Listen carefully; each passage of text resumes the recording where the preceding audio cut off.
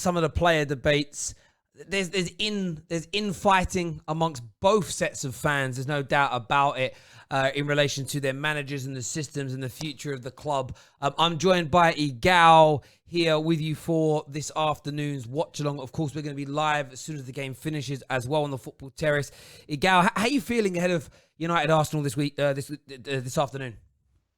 Terry, I said this before, and I'll repeat it again. If you would have asked me this after the Sheffield United game, the same day you guys lost to Spurs the way you guys did, I would have said to you, I'm hyped for this game. But after the circumstance of us losing back-to-back in the league and you guys doing what you guys are doing in Europe and in the league the past 4 games, everything is flipped on its head. And to me, this game it's a lot more cagey for me now. And I'm not going in as confident as I would have. Yeah, I understand Arsenal fans thinking and feeling like that, and that's me sort of, kind of trying to do my best to stay neutral with that as well, if you get where I'm coming from. I think that Man United's form is hit a really good space. Arsenal's not so much in the last sort of 4 or 5, it's sort of 3 or 4 games. The form hasn't quite been there. But this is Man United Arsenal, and anything can happen. I think KJ said this a few times this week, and he's right. I remember gearing up for this game on a number of occasions, thinking, right, Arsenal are in bad form, we're in good form, and we've lost. And I've seen it go the other way when Man United have been in bad form. I remember when Rashford's debut. Yes, he scored 2 goals against Watchalong, but then 2-3 days later we play Arsenal. We were ravaged. We had about 5 or 6 kids out there. And I remember most Gooners were like, this is our chance to go to Old Trafford and kill them. And we beat you. And so it's such an interesting game in relation to that. Sandeep here actually says, sad news about Sir Bobby Charlton. Thoughts with him and his family. Do you know what? It's... Rest in peace. Yeah, of course. Well, Bobby Charlton been diagnosed with dementia. Nobby Stiles, of course, passing away this week. A very sad week for Manchester United Football Club. And of course, English football. Both of them are World Cup winners. As well. So, terribly sad news. And for Man United, listen, the way you honour these 2 great men of our football club that won us our first ever European trophy and England's first ever European champions to win the Champions League, or the European Cup as it was called back then. Let's go out there and put on a display. Let's go on and put on a performance to honour them. I think that's the best way that we can pay homage to them. It truly, truly is. The Believing Gooner here says, this fixture was the greatest in the world once upon a time. It was, Igal. I mean, you growing up as a kid in Canada. What was it like gearing up for Man United Arsenal? You know what it is? Whenever the commercials would come on, it would just be Manchester United Arsenal. That's happening. They build it up for like weeks, where now it's like you see every other commercial. They're building up random games between Newcastle and like Man City, Liverpool, Newcastle. It wasn't like that before. They would be building up the big game like it was a movie. 2-3 weeks away, you'd see Manchester United versus Arsenal is the game that's going to happen on this day at this time. Get ready for it. And they're building it up. It was always like a box office movie. You knew that was the title decider. And you knew if we won away at Old Trafford, we were most likely going to win the league. If you guys won at the Emirates or even at Highbury before, you knew you were going to win. So you know what I mean? No matter what, it was always Highbury or Old Trafford. The title was decided. Yeah, and what are your favourite memories of Arsenal versus Manchester United? Recently, we haven't had too many. I would say the most recent memory, Alexis Sanchez 3-0, 2015. Yeah. That was a really good memory. If I go back even further, I'd have to get some of the bad memories out of my head. But the year when Wiltor winning the league, that year, that was amazing. In addition to the missed penalty, and everyone's just celebrating in front of thing with the yellow kits. That was, oh man, good old days, man. What can you do? Like. I mean, there's so many happy... I've got a lot of sad memories as well in this game, but some great happy ones as well. Not in the Premier League. I always remember the FA Cup semi-final replay in 99 with the Ryan Giggs goal was out of this world. Where we broke your unbeaten record. I love that game. I love that game for so many reasons. Still not a penalty, though. Listen, it definitely wasn't a penalty. Gary and Phil Neville both probably should have seen red cards for the assault on what's his name? Reyes. No, Reyes. Yeah. R.I.P. to him as well. Actually, died. It was a couple of years ago, wasn't it? In a car crash. Car accident, Champions League final. Yeah. So he was. That was a crazy game. Pizzagate in the end. I also remember obviously the 8-2. The 8-2 victory I felt like that game changed football.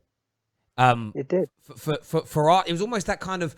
It was Arsenal's record against the top six still wasn't particularly good at that point. I want to say it was 2010 that happened 10 years ago. It might be a bit before, a bit after, but it was after that point. That's where we started to see Arsenal lose regularly, heavily to their top sort of four and top six rivals away from home, as an example. Team news is out. We're going to bring that to you right about now. Make sure though, before we go any further, you're hitting the like button and hitting the share button. Woo! Man United. Can I say one thing about that 8-2? Hang on, we'll come back to that in a minute though. Team news. Man United's team, De Gea in goal. It's a back flat four for Manchester United with Shaw, Maguire, Lindelof, Wan-Bissaka. A midfield three of Pogba, McTominay, Fred. Hernandez in the 10. It's basically a 4-4-2 diamond we're playing here. McTominay holding, Fred and Pogba either side, Bruno Fernandes as a 10, and Greenwood and Rashford as a split front three. You then have, according to who scored, you guys have gone 4-3-3 in this game. Arsenal have gone 4-3-3. And I can't... listen, who scored a stand 4-3-3? You've still got the players out there to do a 5 at the back, though, because whether Tierney plays as left back or we'll see. I still think you guys are going 3 at the back, if I'm being honest with you, mate. I can't see that you're going to go 4-3-3 against us. What do you reckon? I'm so happy. Rob Holding's in. I don't have to worry about Mustafi. Oh my God. That's amazing. I didn't think he was going to be fit for this game. Yeah, I mean, it's an interesting... Lacazette starts up front. Thomas Partey in goal. We're going to get on to talking about Pierre-Emerick Aubameyang a little bit later on in this stream. But it looks like Man United have gone for a 4-4-2 diamond. United fans have got to be happy with that. I mean, the only thing I'd say I'm not happy with in our team is I would have liked to have seen Tuanzebe start the match, but he hasn't done. Man United's bench: Henderson, Tuanzebe, Williams, Cavani, Mata, Matic, Van de Beek on that bench. Arsenal's bench is Mustafi, your goalie's name I can't pronounce, Ceballos, Xhaka, Maitland-Niles, Nketiah, and Pepe. It's interesting, Maitland-Niles not picked over Hector Bellerin. This is geared up so nicely. Man United, of course, taking... Sorry?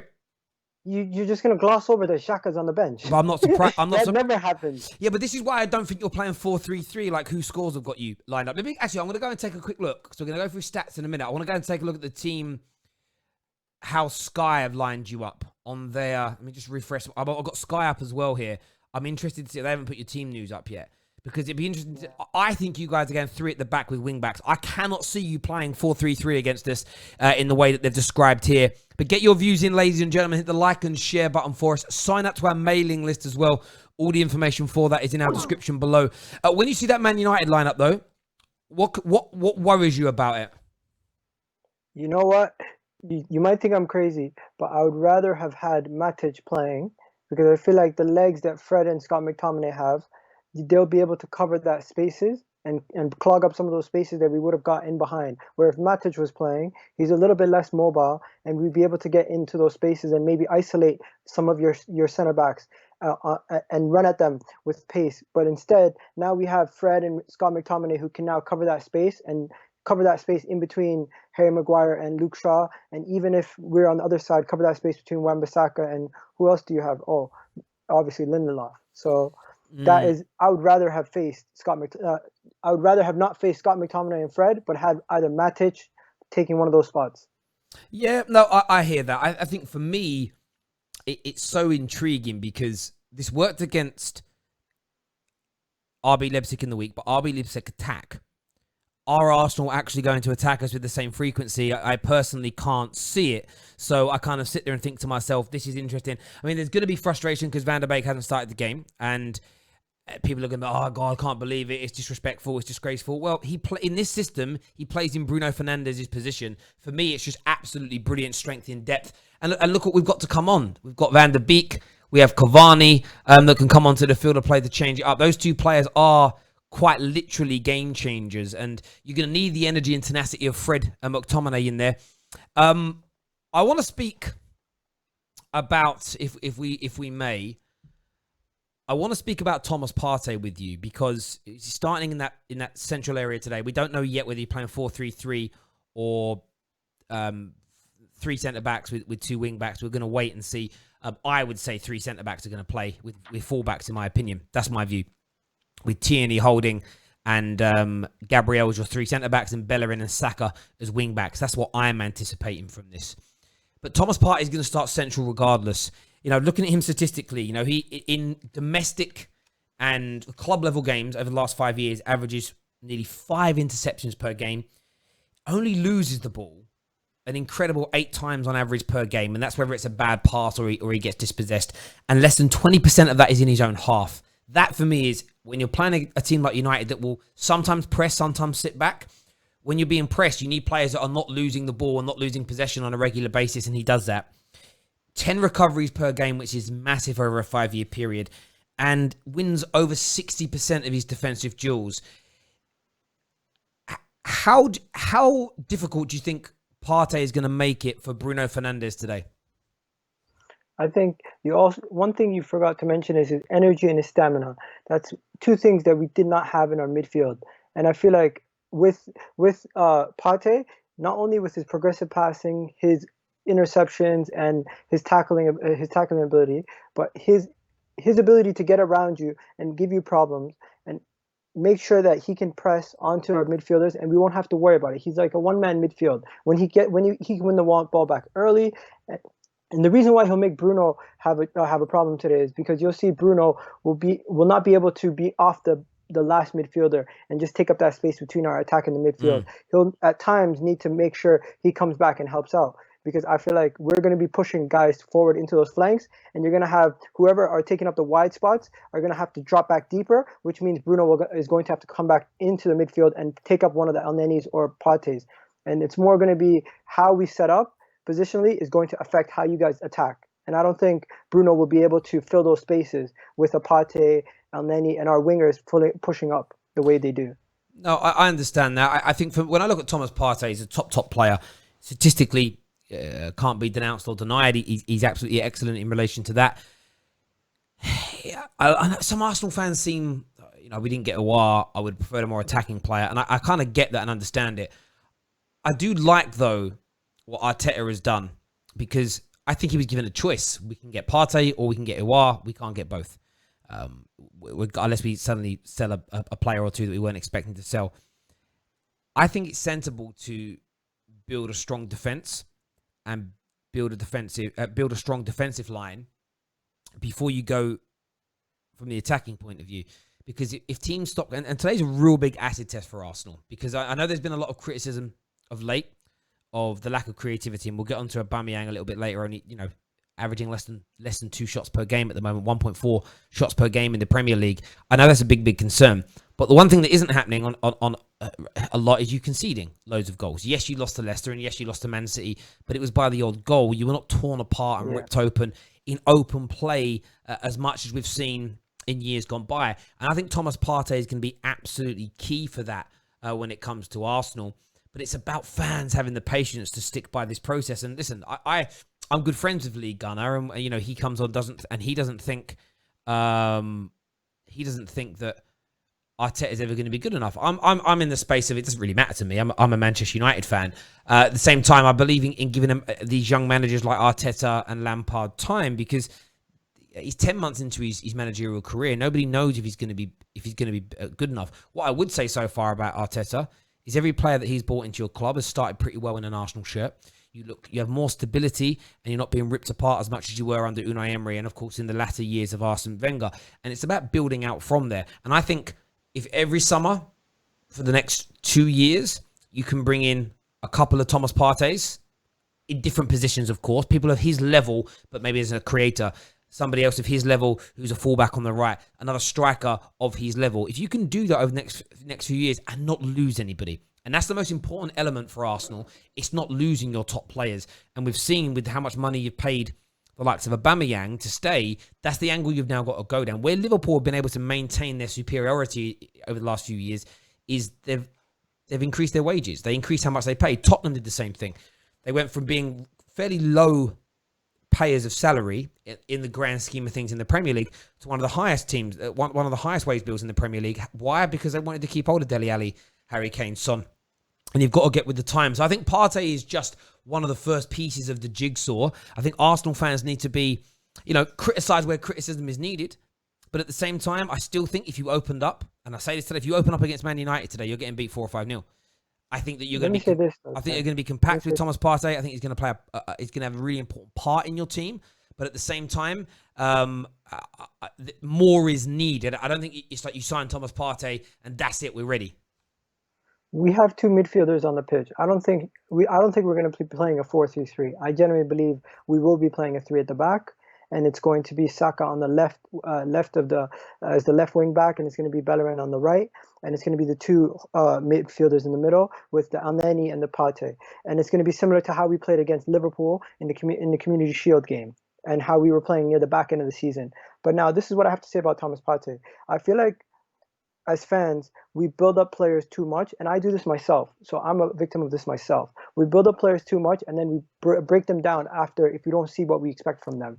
What you should expect from Thomas Partey is a player that's going to play at number 6 and number 8 at times, and he's going to rotate between those two. He's very versatile. He has the passing range to play as a 6 or 8. He has the energy. He has the football brain that we've seen from him playing Atletico to be a defensive style of football with the counterattack, and coming from that system, playing that defensive type of football, that brings something that we didn't have. It brings some of that toughness, some of that just dirt and grit that we did not have in this team. And you know what? We constantly say we need that. And when you bring him in, you have to understand he's not just always, everyone's not going to hit the ground running. But in my opinion, I don't think Thomas Partey, he's a level above what we have. Playing those Europa League games, he was way, way, way above everybody's level. It was too easy for him. Now in the Premier League, we need to see it. We need to see him performing. And you know what? He might not be the most creative player, but in that Atletico Madrid team, look at who he had next to him. He had Koke, Saul, Llorente, and those guys, he would give them the balls in deeper positions, and they would be the ones that were getting the goals and contributing to attacks. We don't have those players. I agree with you. It's a time, it's a process. But here's the problem that I have with some people. We need to understand that there wouldn't be a Pep Guardiola, there wouldn't be a Ferguson if we didn't give them time as fans. And those guys would have never came across the way they are now if they weren't given time by either Barcelona or Manchester United, or even before, where Fergie was before Manchester United in Spain, in the Scottish League. Yeah. So I'm saying Arteta, this is his first time managing. We don't know where he is yet. And when you compare records to him and Emery, today people were comparing Brendan Rodgers' records to Klopp. And guess what? Brendan Rodgers' record in his first couple games, in his first 40 games compared to Klopp's first 40 games, he outscored him. He had more wins, everything. So to me, it's all about giving these guys time. And you know what? We've had our arguments about Arteta in, Arteta out. I don't think it's too early for that. At the end of the day, we're all fans. We just want the team to perform well. Yeah. And I think Thomas Partey is the first key to that midfield being improved. No, I agree. And it's just the only thing that will let Arteta down, and it isn't even particularly Arteta, it's the club. You got to keep, no matter how good Gabriel is over the next 2 years, he's got to be kept. If Tierney has another brilliant season and Man City come looking at him for 55 million, your club has got to say, no, we're keeping him. Otherwise, Arsenal will never, ever get themselves back. The reason that Tottenham elevated in the last few years, the reason that Liverpool were able to elevate, is they managed this time round to keep hold of their top players. If Salah and Mane, and maybe even Van Dijk, were at Liverpool 10 years ago, 1, 2, maybe all of them would have been sold on by now. Arsenal have got a rich history of selling their best players. Tottenham were doing the same thing for a long time. So it's about backing him in that way. And you're right, Thomas Partey is a brilliant, brilliant player. But it's absolutely imperative that they continue to buy at that level every summer. At least one player of that level every summer for the next 2 or 3 years. And don't allow anybody else to leave. And only then will Arsenal ever come close to even building a squad that has the ability and the capability to be able to win a Premier League, because it isn't just, sometimes you pick up bargains. Sometimes you can pick a player up for 20 million pounds who's really worth 3 times that. Sometimes you can pick up you can do a Robertson and buy an 8 million pound fullback who ends up being worth 80, 90 million. These things happen, but most of the time you have to go out and buy tried and tested players, good quality players, like Thomas Partey's, like Aubameyangs, like Ozil. It's a shame really that Ozil's, came to the club when he did. If you bought peak Ozil again now, it would transform Arsenal even further, if that makes sense. But it's around getting all those players at the right times when things are correct for them. But look, I'm nervous about watching Thomas Partey today. He has more than enough capability to stop Bruno Fernandes from playing and Bruno Fernandes from doing what it is that he can do. But we'd love to hear what the viewers have to think about that as well. Just a little update. Newcastle beating Everton 2-0, and my little Everton prediction is now starting to come true. I said this, that they would start to fizzle out, and it's another reason why Man United's game today against Arsenal was so important, that we maintain momentum. Because, again, 3 weeks ago, the thought of Man United versus Everton, most people would have said, Everton great form, United trash. You now look at it now, and they're coming down, and United are coming up in form. Football is so much about timing. Want to hear from the viewers, want to know what you're thinking and feeling ahead of this game. There's a question I got for you here, Agal. This is from Monser Ahmed, who says, should Donny van de Beek have started because he pops up in the pockets? That's a super chat there. Get your super chats in now, people. Make sure you hit that like and share button. I think if you guys went Bruno, Pogba, Scott McTominay, and Van de Beek, or Fred and Van de Beek, that would be too attacking. I think it's a good. Honestly, as a Arsenal fan, I would rather have had all those attacking options on the pitch, because I think then it would bring an imbalance to your midfield, and it would cause you guys more problems, and it would help you guys in the attack. Because then you'd have how many attackers? You'd have 5 people in the attacking third, and you'd only have one person to help out when you're up against it in the defensive side of things. Yeah, but to Monster's question about Van de Beek not starting today, I'm relaxed about it. I love the idea that he can come in off the bench. I think I don't know if he was bought and purchased to come in and be a starter for Man United straight away. I think he knows he has to fight his way into this team, and he looks very good against Leipzig, and I was really impressed with the way he performed. But Man United as a team moved up a level when Bruno Fernandes and Rashford came onto the football pitch, and it was palpable, the difference that those two had. So for me, Bruno Fernandes is the most important midfield player that Manchester United have. When you look at him through multiple lenses, he's been tremendous so far this season. There's no doubt about that whatsoever. Yeah, the volume of, since he's been at the club, I think his goal contributions to game ratio is nigh on 100%. It's phenomenal. You can't.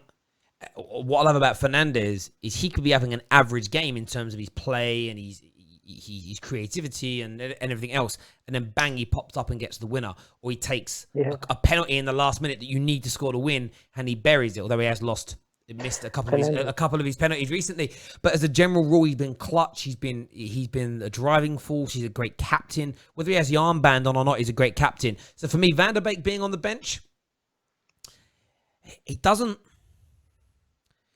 concern me one little bit, because the squad and the players look happy. You know, we've got there's a Champions League game. Oh, goal back! Wow, Everton just scored, made it 2-1. Everton just scored. Dominic Calvert-Lewin just put the ball in the back of the net, and there's 5 minutes of time added on to go. So that's going to be an interesting last 5 minutes to see if he can turn that around. So yeah, listen, you know, Man United's squad is growing in depth, and this is what's being happening. Do you know what's crazy, right?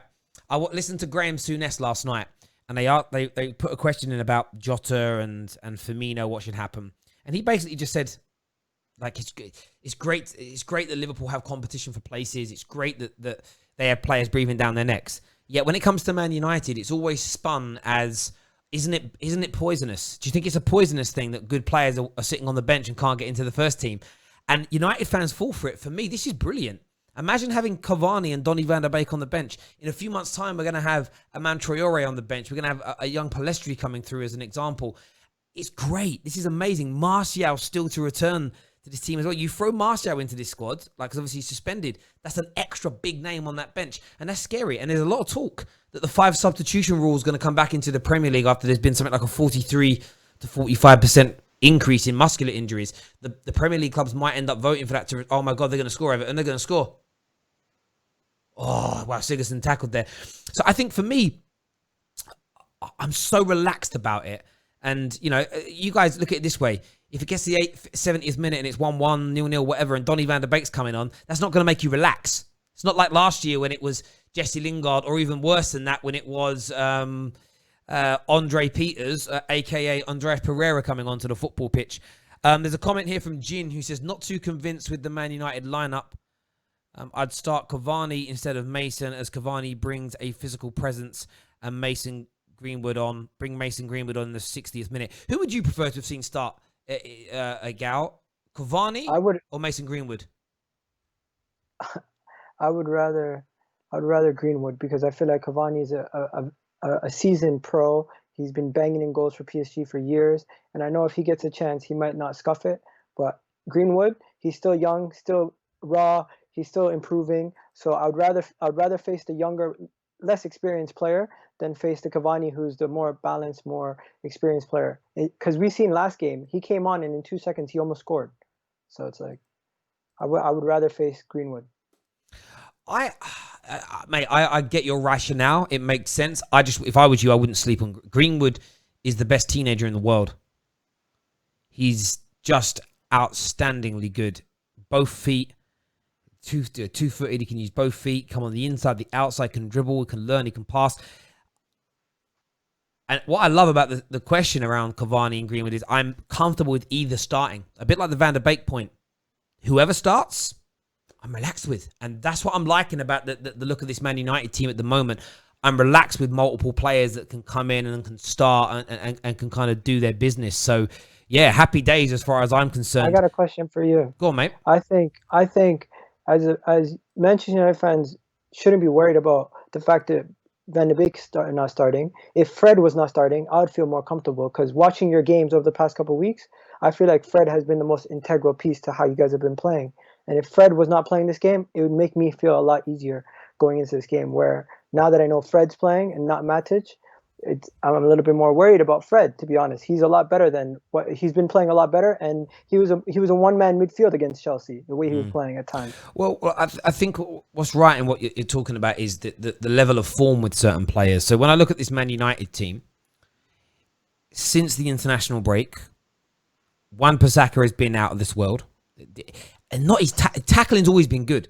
But there's something I've noticed in the last 3 games, which teams have had the ball in the half space on the right-hand side, and they've had a player driving into the box with the ball in their possession, or stopping at the edge of the box looking for a pass. And you've had someone trying to perform an overlap on the outside.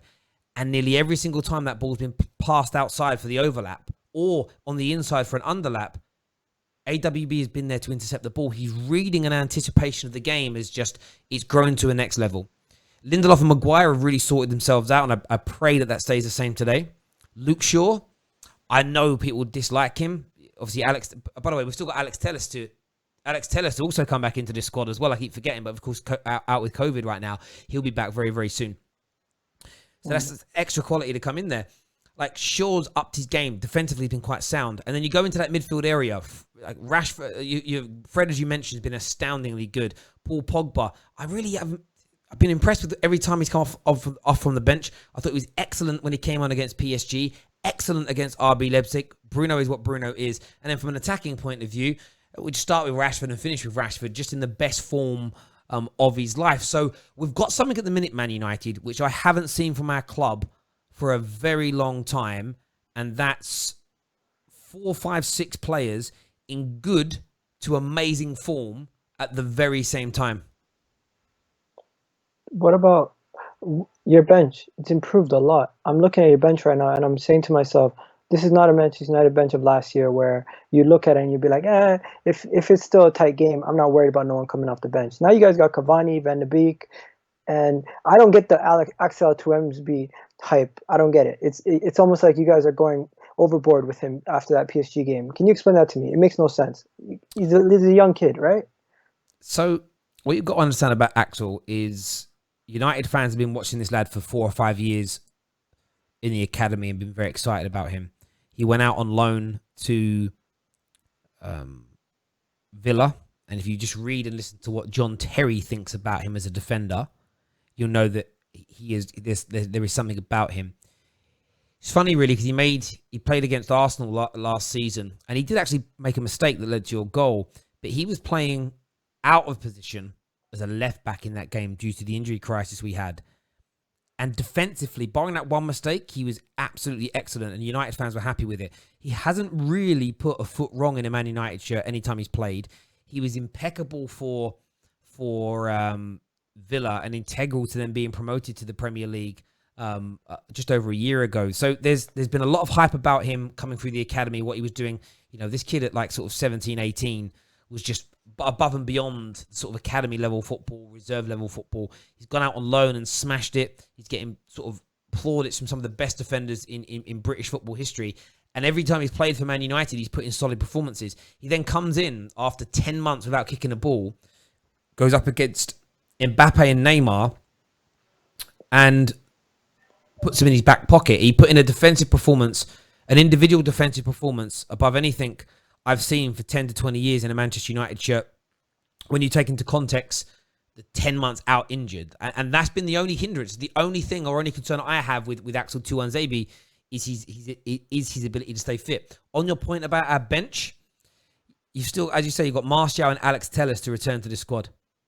You add those two onto that. If you threw them two onto that bench today, you know, I don't know who you would take off, to be honest with you. You probably take off Williams, and you probably take off probably Mata. So you suddenly have a situation where, you know, you can bring on any one of Telles, Van der Beek, Martial, Cavani. It's a scary prospect. And, you know, with this 5-sub rule looking like it might come back, the squads like Man United's, like Man City's, like Liverpool's, Chelsea's are going to have such an advantage over their competitors. But, of course, we're going to be helped by the fact that quite a few clubs are picking up injuries now, and they want to be able to make more substitutions. So that rule may end up sort of bringing itself back in. But, yeah, I mean, look, to go back to the original question on this, Donny van der Beek not starting, the Donny van der Beek kind of agenda of, you know, it's the turmoil, it's toxic that you have good players sitting on the bench.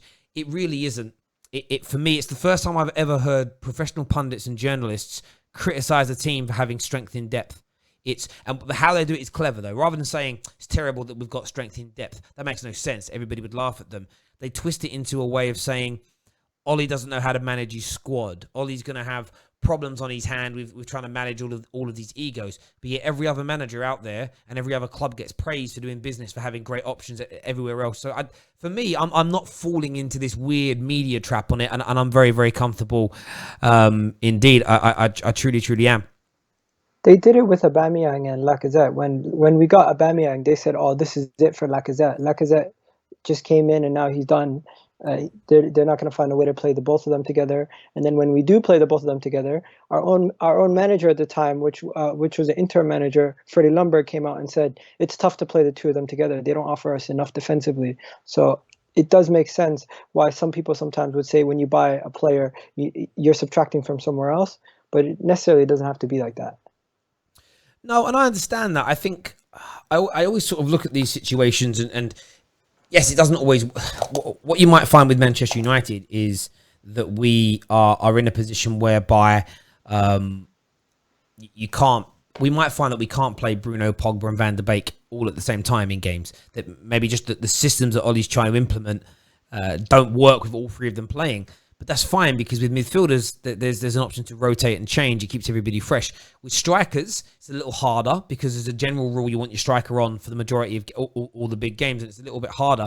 But Aubameyang has been moved out to that left-hand side, and you've got Lacazette starting. And I thought towards the end of last season, Lacazette holding up play was working very, very well for Arsenal. And I don't think there was too much of an issue there. I want to go through some stats now, sort of in preview to this game, and we're going to have a bit of a chat about Pierre-Emerick Aubameyang and his lack of goals. We want sort of input from everybody tuning in. But everyone who is tuning in right now, do me a big, big favour and go into the link in our description below and sign up to our free newsletter and our mailing list. You've all been sent an email about this stream as well, so go check that out. Make sure you guys have actually had that email come through. We want to make sure that you've all received it. Only like 84 people have opened the emails out of 1,000 that were sent. Maybe that's because you're already tuning in. But people, if you sign up to the newsletter, remember you've got to wait for these emails to come because they're coming for you. So go sign up to the mail list now. The link for that is inside our description below. There's a comment here that says from Monsa Ahmed, who says, Axel plays for England, right? Or what a backline we have at our disposal. The new talented generation England squad. It says prediction for today, United to win 3-1. Monsa Ahmed, thank you for your super chat and your contributions to the Football Terrace. They are very much welcomed. This from Jack says, Lee Gunner, dry your eyes, mate. I think Lee's absolutely fine, if I'm being honest with everybody in that. Let's go through some of these stats. I love these Opta stats ahead of these games. Do they mean anything or not? Listen to this.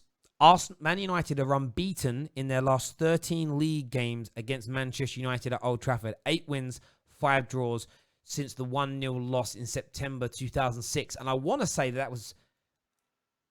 what was his name? Adebayor that scored that goal. I think it was Adebayor. Yeah, 1-0, right? Yeah. So, yes, since 2006, you haven't won a league game at Old Trafford. Just, we'll go... I'll ask you these questions and just give me sort of quick snapshot answer. Is that... a stat? Do you think a stat like that is meaningless, or do you think that plays on players' minds? I think that's meaningless. What happened in the past shouldn't affect what's going on now. Maybe in the fans' minds, but not on the players. And also, if you look at it, I could flip that on you. The last 3 games, Arsenal won 2 of them and drew 1 against Manchester United. If you go back even further than that, the last 4 games, we haven't lost, you guys. So I could flip it on to you like that. Same thing. Do they care about the last 4 results, the Manchester United players? I don't think they do. No, I hear that, mate. I don't think any Arsenal player right now cares about what happened in 2007, 8, 9, 10, 11. I really don't. There's one here that says Arsenal have won 2 of their last 3 Premier League games against Man United with 1 draw, as many as they had in their previous 15. And that just shows you, so recent current day form, Arsenal have been the superior team. There is no way that can be debunked. It says here, Man United are unbeaten in their last 29 home league games against Arsenal. Man United are unbeaten in their last 29 home league games against Arsenal in games in which they have scored. All right, okay, so Man United score, it goes back, to like 1977. Jesus Christ. Can I say wait, the last time we scored and you beat us, that's a madness. Go on, bro. Manchester United have not won a game at home this season.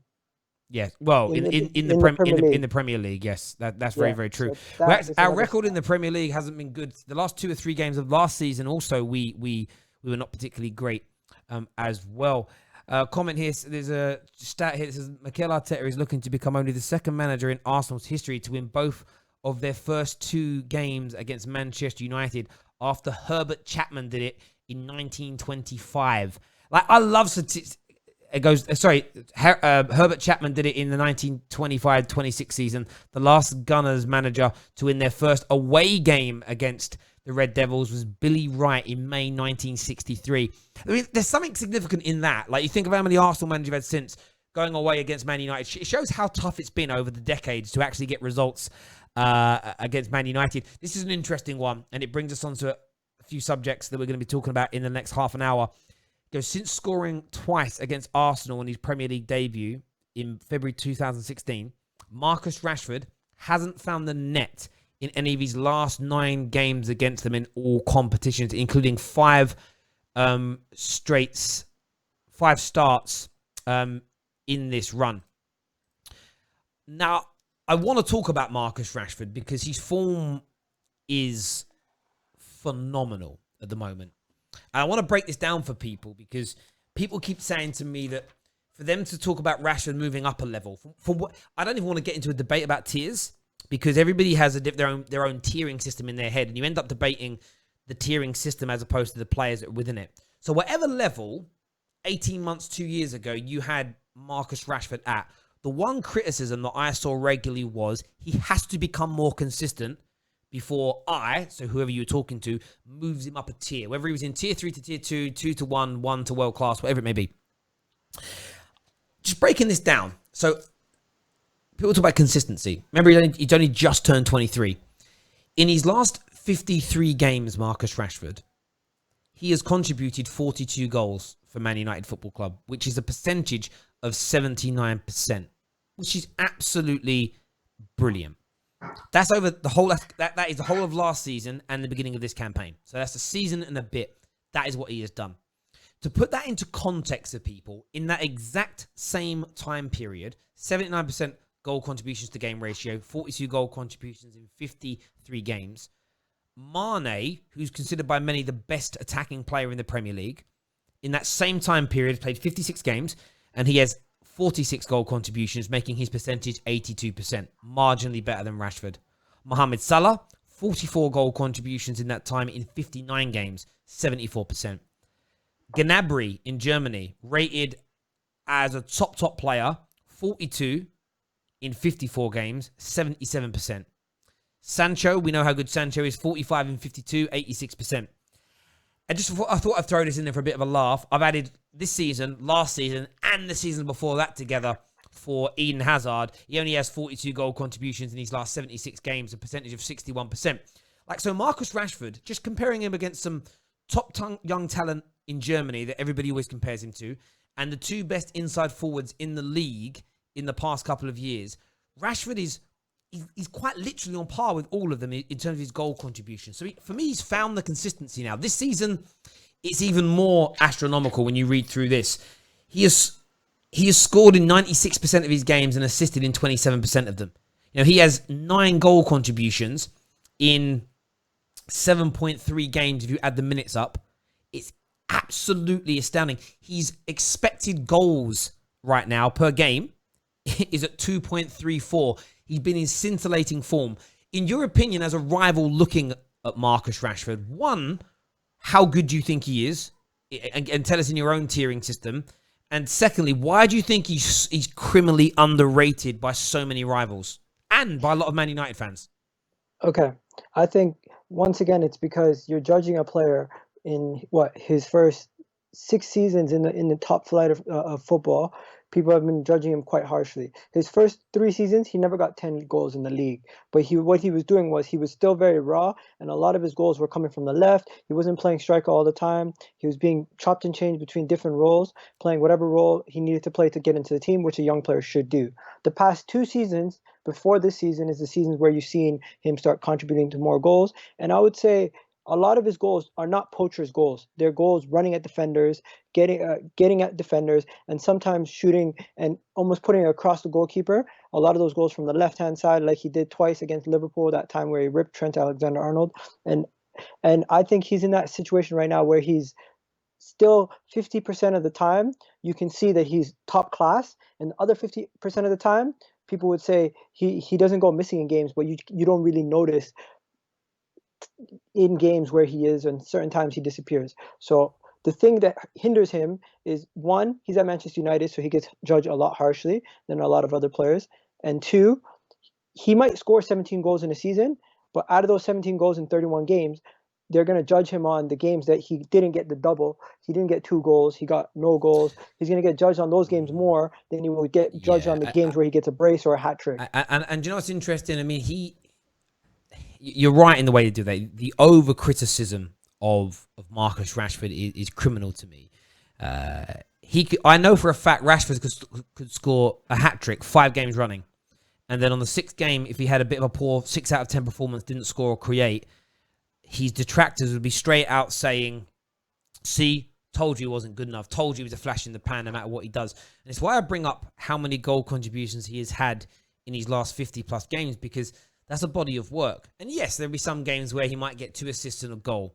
But equally, Mane, Salah, Gnabry, they're all going to have games. I mean, Gnabry, if you look at his goal, it was one game where Gnabry scored 4 goals in a game against Tottenham, and that's all contributes. So are you going to discount? This is what's interesting with Rashford. If Rashford scores a brace and gets an assist, people want to say, yeah, but he got 3 of those in one game. So, okay, so you're going to discount a world-class performance and use that as a negative against him? That's straight. I've seen people do it to Bruno. They say things like, oh, the only reason his assist is high is because he takes the 3 kicks and corners. So, okay, so you are going to discredit him because he's the best player in his team at taking corners and free kicks. That's very weird, because that's an attribute, and it's an element of, when you're signing players, you want to know how good they are at free kicks or how good they are at finishing. It's the manner of goals that he gets for me, Terry. The fact that he doesn't get a lot of his goals as tap-ins, and he's more or less driving at defenders, it shows you that he is a type of player that runs at defenders and creates goals on his own and 1s and 2s and combinations with players. He's not really somebody who gets at the end of chances like an Mbappe. And if he does add that to his game, it will add another element to his game, and then he'll be more rounded, and he can possibly finally be a striker. As of right now, to me, he's still not a striker. He still doesn't get enough of those. He doesn't have the movement to get into the box in those positions and come at the end of the chances. Like Lukaku. Lukaku's great at one thing, and it's getting at the end of chances, like the same way Calvin Lewin is, but Rashford is not that player. And if he can he's still raw. He's still, what is he, 23 right now? Just turned 23, yeah. If he does get that into his game, then you can put him into the level of the Mbappes, the young players that are coming up to that level. But if he consistently scores for the next 6-7 years, the same way he's scoring right now, there's no debate. He's going to come. He might go down as a Manchester United legend if he continues. And that's the thing for me. There's always areas to improve on. I think when I look at Rashford, his goal scoring records and creating records in big games is astronomical. He scored, quite a few winners. He's been a decisive player in a number of games.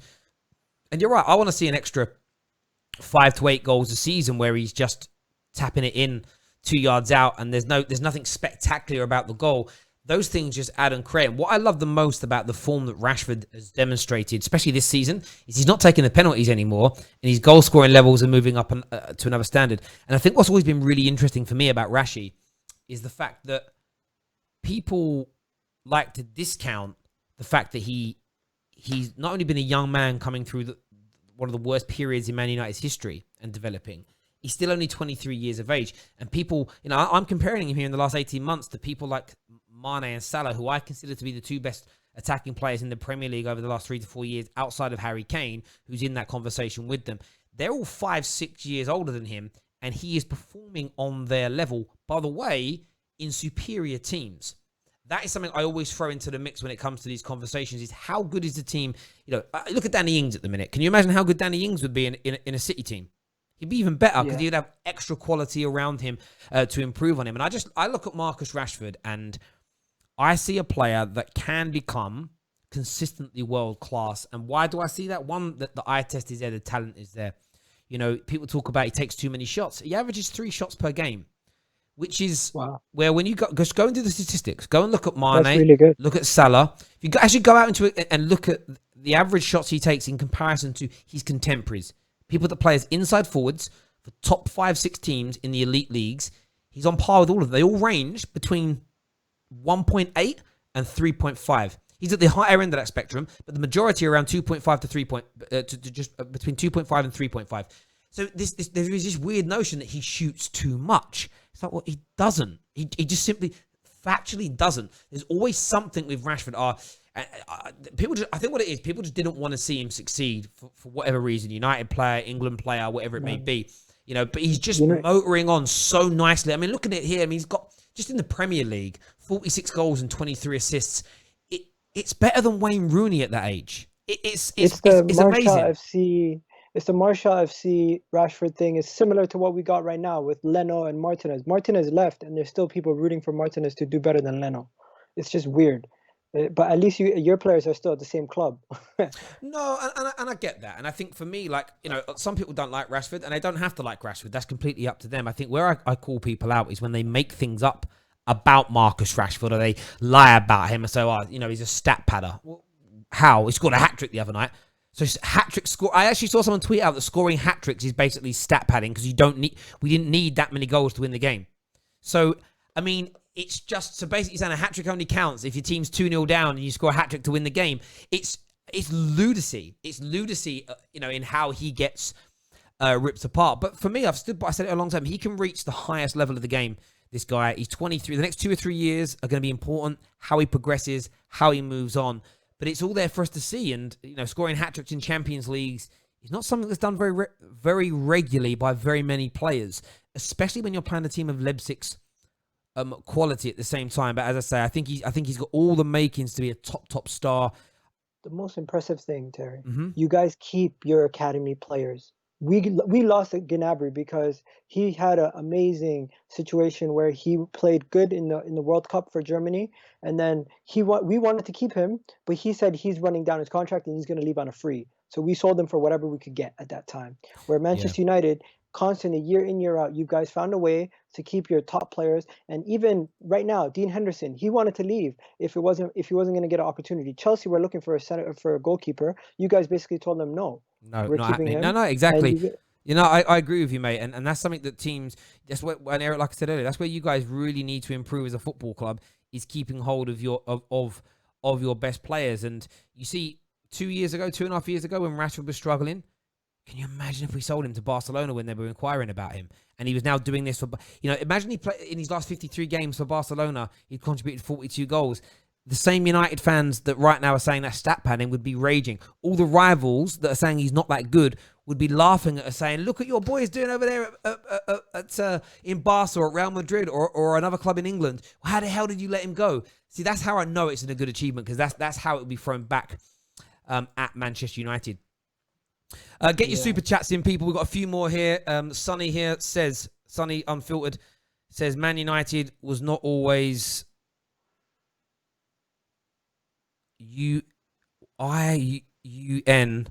top flight. Or not always in the top flight. Yes, in the 70s, United got relegated for a season. That's absolutely true. Jimbo here says United could give us a piping if they are up for it today.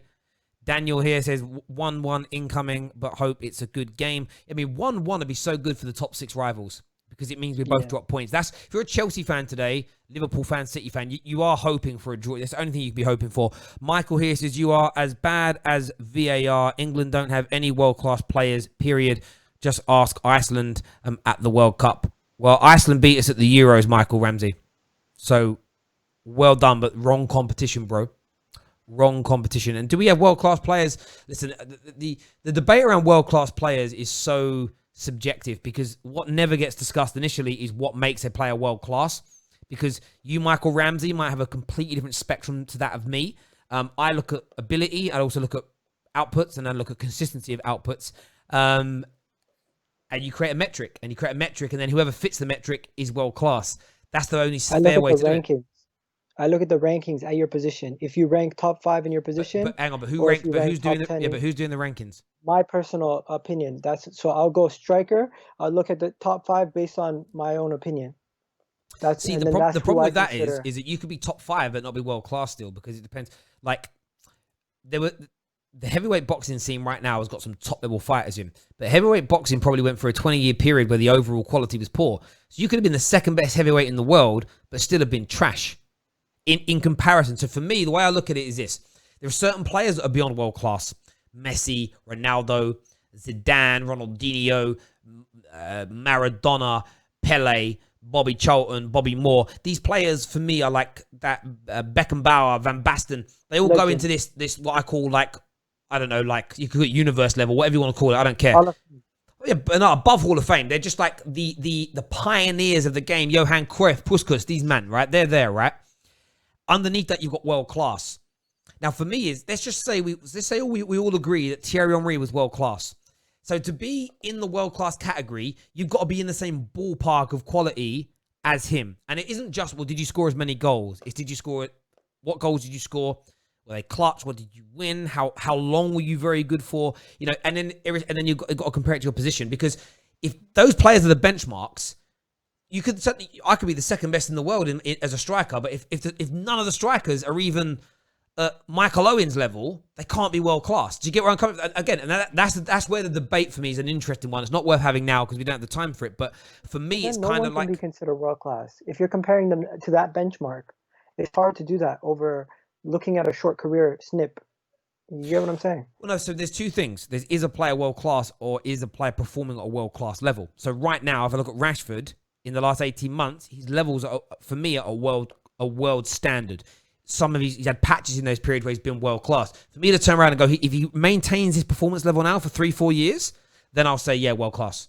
Because for an inside forward, the rate, you can see by looking at it statistically, he's up there with some of the best. We know how good Mane is. We know how good Mo Salah are. They are put into that world-class category. So if you've got a player like Rashford performing alongside them, I put him into that category. Aubameyang's another example. Look how many goals he scores year in, year out throughout his career. He moves into that echelon of player. That brings me on to talk about Pierre. Yeah. Because Aubameyang's, it's been a tough start for him this season. You know, scored in the Community Shield, scored in the opening day of the season against Fulham, but he's now gone, it's the 12th of September, so it's getting towards 2 months without a goal in the Premier League. What really stood out to me massively, I mean, expected goals have dropped down to 0.19, right, which is poor. But what really stood out to me, in the Premier League, he's only averaging 1.4 shots per game. Is Aubameyang's lack of goals an Aubameyang problem, or is it an Arsenal system problem? What's your view?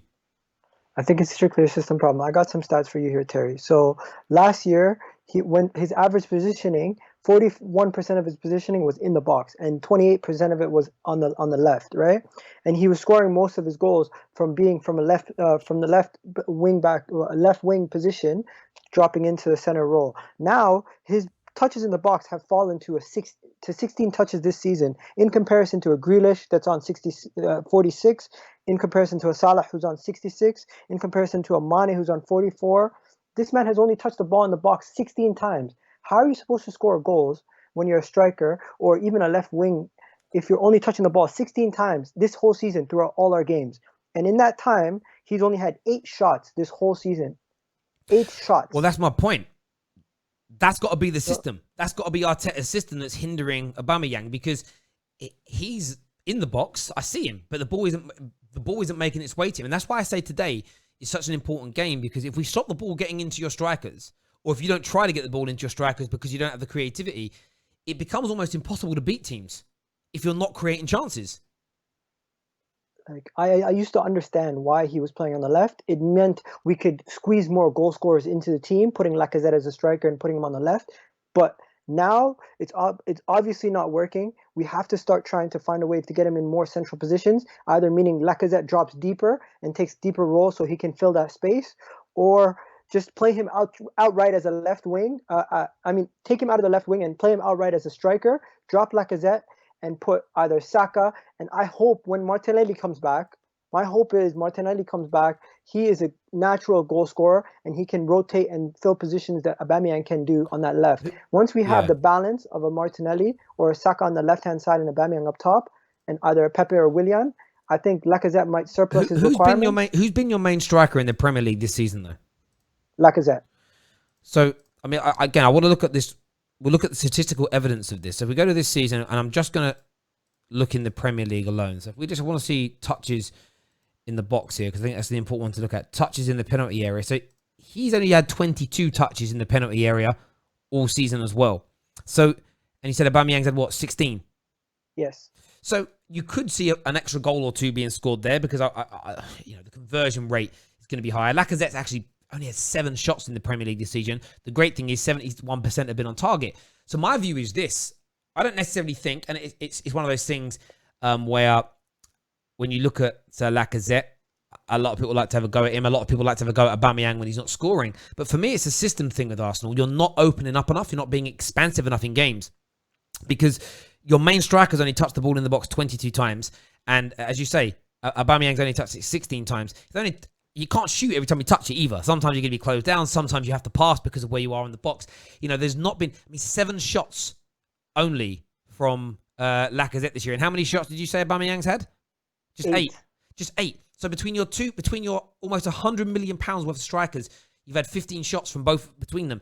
Now, occasionally it might be their fault, might be a bad touch. But for me, that is the Arteta system that is stopping that from being able to happen. If we look at Man United for a moment, and I just want to throw out our players here. I'm just going to check Rashford. I didn't check this beforehand, so I've got to do this live. And we look at the Premier League and we look at it from this season.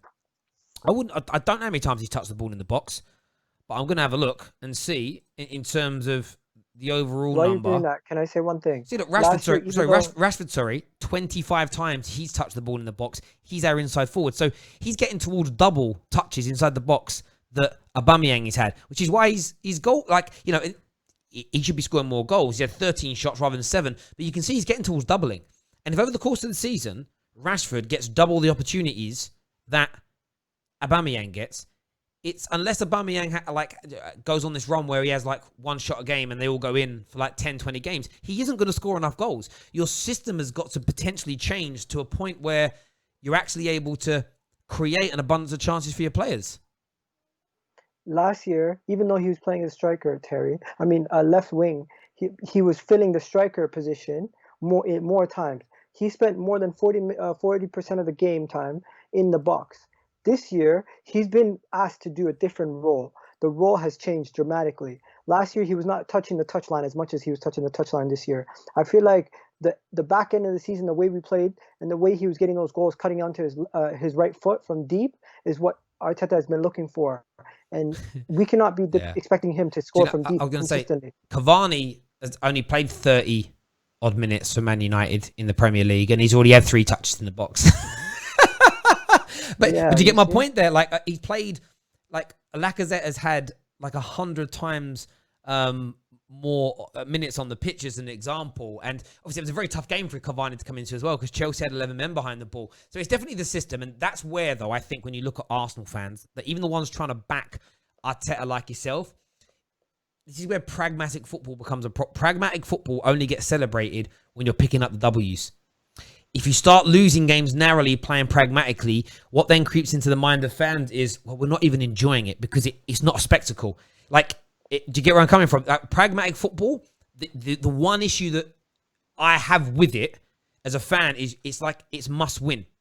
And when you then play against Dundalk and you have 5 at the back, yes, you're the aggressors because no disrespect to Dundalk, they're not even at League One level. They are very, very low standard of football. All Yeah. due respect to them in the league and the level they play in. But you cannot, in my opinion, play 5 at the back against the minnows and be pragmatic and barely attack and not open up and continually expect your fans to buy into it. You know, when Diego Simeone does it, he only really does it against teams the same size, if not bigger than them. When Chelsea did it under Jose Mourinho, it was only the big games they stunk the house out. Every other they just demolition. They were just it's a demolition job on other teams, and I think that's the area that needs to be focused on because Aubameyang, you know, is going to get huge criticism. You can't be on £375,000 per week, barely be scoring, and not have people start to challenge him as the individual or challenge the system of which he's playing in. I get that. I get that. He's also been asked to do something that he wasn't being asked to do before. He's always outscored his XG. You know what I mean? You already said it. His XG is absolutely horrendous this year. He's actually expected to not score. His XG is less than 1. It's 0.43. I just Wow. looked at it earlier.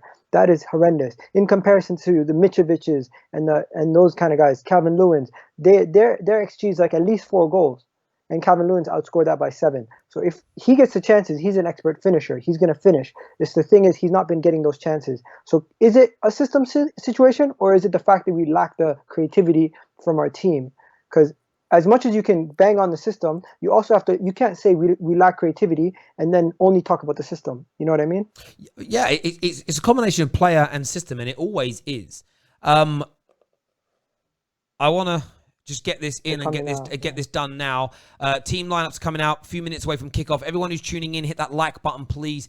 Sign up to our mailing list as well. The link for that is in the description below. We will be going live via StreamYard at full time on this game. So keep your eyes out for that stream. Really looking forward to hosting that. We're going to have the usual suspects on there.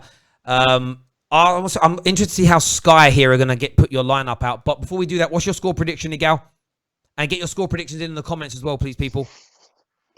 This game has draw written all over it. 1-1 draw. 1-1 draw. Do you know what? I want to win 3. I want to score 3 goals past you today. I'm going with 3-1 to Manchester United. I'm going to put my chest into this.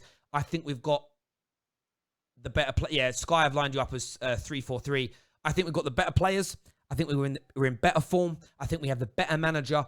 I expect Man United to go out there and get the victory today. Am I disrespecting Arsenal? No. Do I respect the potency of your attackers if they get the opportunities? Can your counter-attack be good? It has been at times under Mikel Arteta, there's no doubt. But we're at home. We haven't lost to you since 2006 at this ground. We need to be going out there and getting it done. We need to be going out there and getting the business done here. Hit the like and share button, people. We're here live for the A next minute to go. Let's go. next I'm not couple of agreeing with hours. you. We're live, people. Let's do this right about now. Man United, Arsenal. This is a game. This is a game of just sort of royal proportions in the Premier League. It's probably the game of the Premier League era, I would say. Yeah, And facts. I know it's funny. I saw a lot of Liverpool fans calling it out today. And why did the Premier League still big this game up? Why are they talking about it? It's irrelevant. And I'm like, yo, you're tweeting about it. That's how irrelevant this game is. It's one of the big ones. A minute silence now. Of course, Remembrance Remembrance Day coming up. And of course, the sad news about Nobby Stars. We will pay homage to that and also join in.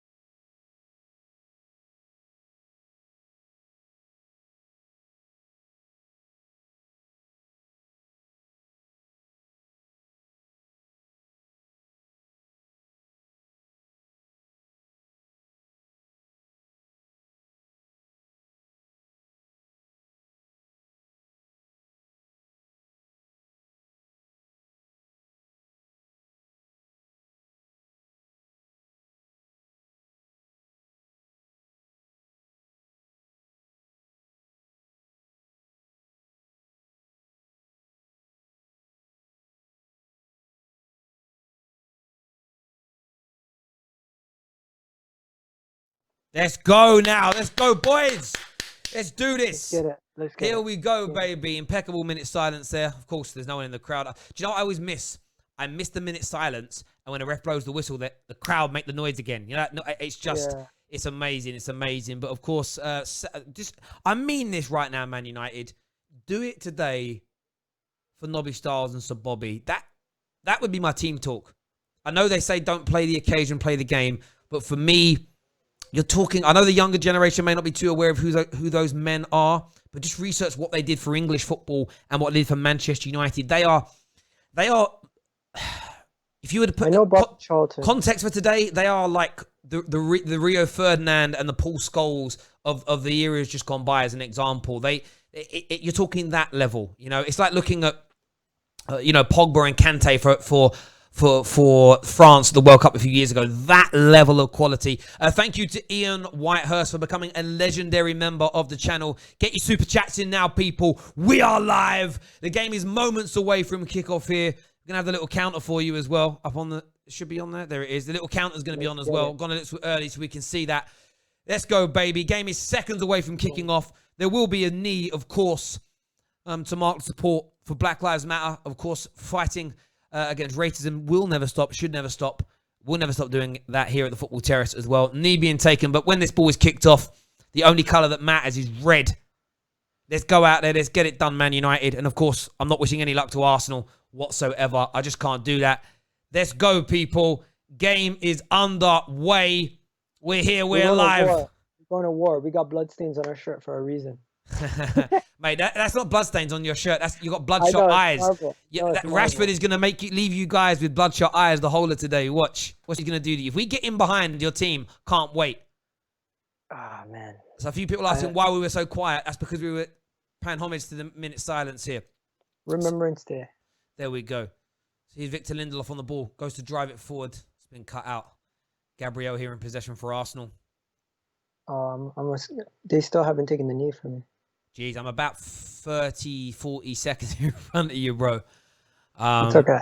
Do you know what we'll do? It's good, actually. I'll have the website in front of me, so if anything changes, I'll be able to know. Well, you can do the replay stuff. So once we see something, you can do it. You can almost be like our version of an instant replay. That's what we can do.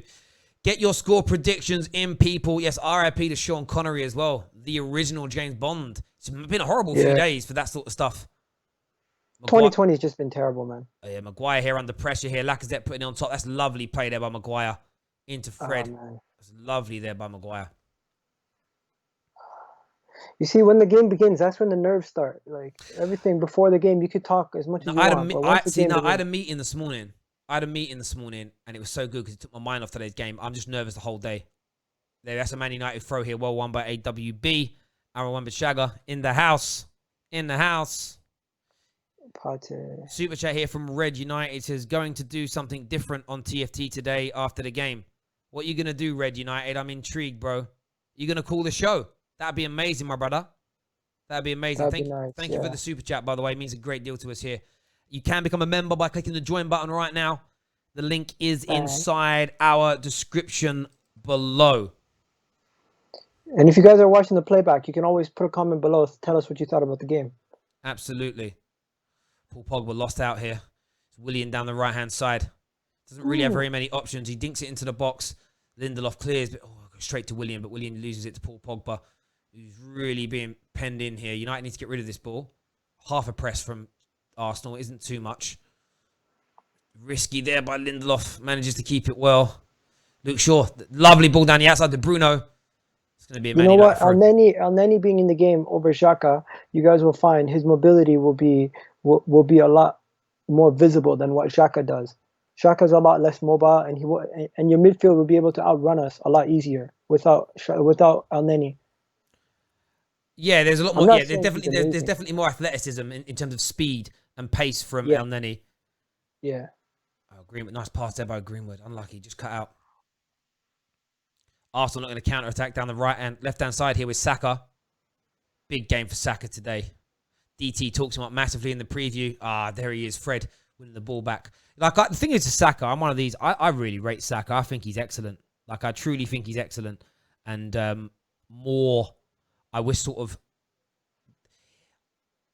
some of these Arsenal youngsters, like I said the other day, I'm just intrigued to see how he plays, how many minutes he gets over the coming years. And like, because he's English, I'm always going to take an interest because there's a national interest in it for me.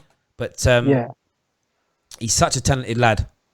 Just so many good quality English players coming through the ranks at the minute across all clubs.